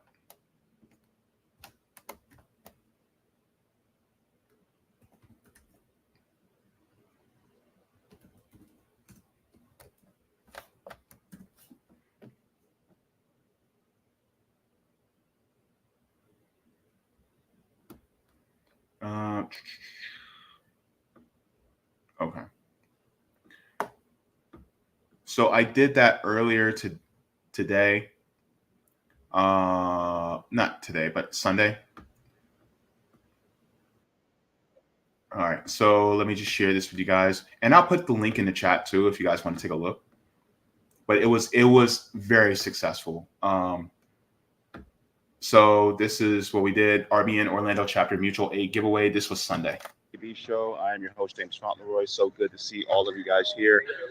It is hot. Yes, we're doing the action right now. We actually, if you guys can see here, we're actually giving out toiletry care packages.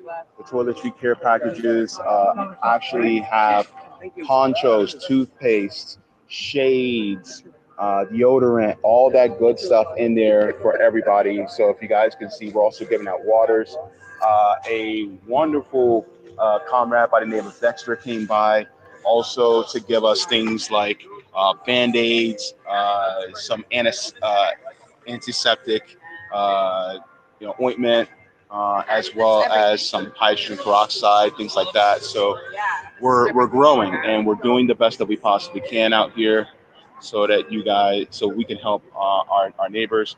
You have people who are also giving out food. It's not part of our group, but they're also giving out food too. So you have people who are giving out food here on the street, and they're like, the hell with OPD, so that's based. And just give it equally to people who didn't work for it. It's like,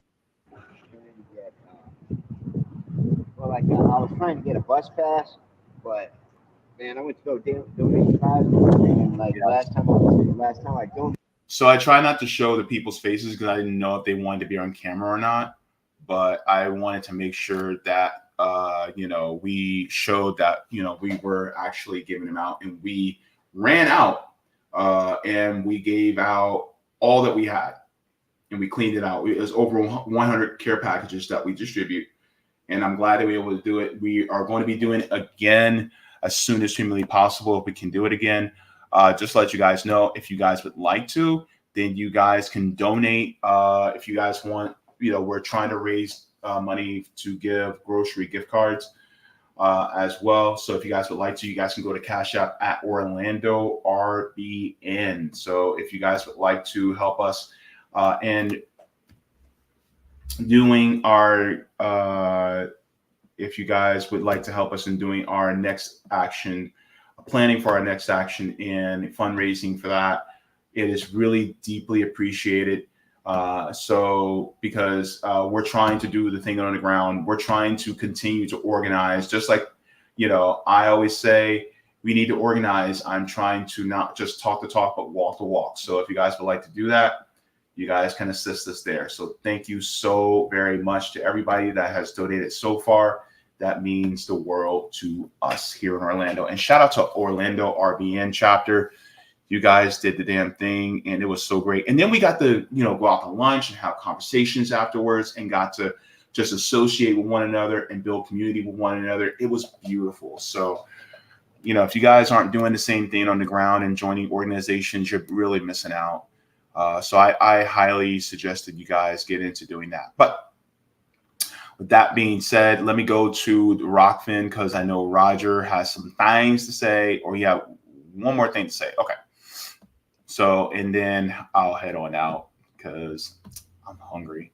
I had soup earlier. That soup was so fire. It was so good. I might just make another one too, because I put pieces of chicken in it. Ooh, it was good. Anyway,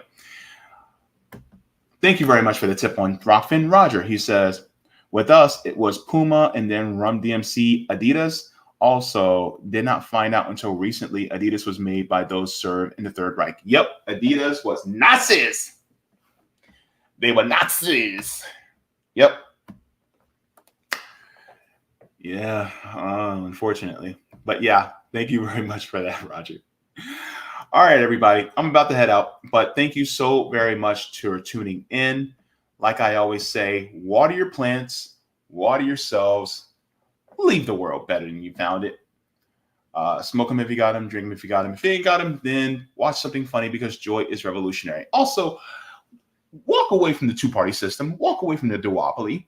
If you're going to vote for anything, then do third party. And please make sure to vote for your ballot initiatives. Read up on your ballot initiatives that your state is trying to pursue and see whether or not it jives with you.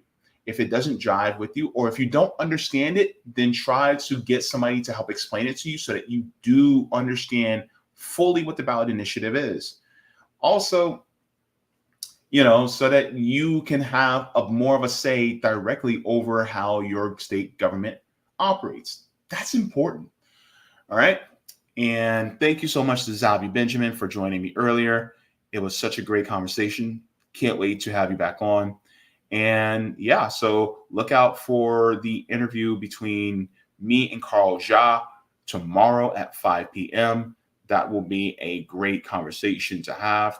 Look, love you for watching. Mwah! Forehead kisses to every single one of you. You guys have yourself a good one, and I will catch y'all in the next one. Deuces, Bruces. Thank you so very much for watching my channel, and I deeply appreciate it from the top and bottom of my heart. If you wish to support the channel further, so I can keep bringing you content that is educational and informative, you can become a patron on patreon.com/Jaybefaunt. You can find that link in the pinned comment or in the description below. No matter what you give, you'll be supporting independent media and education that helps make the world better. Thank you so much, and you can watch more of my content here. Mwah. Forehead kisses, and have a beautiful day.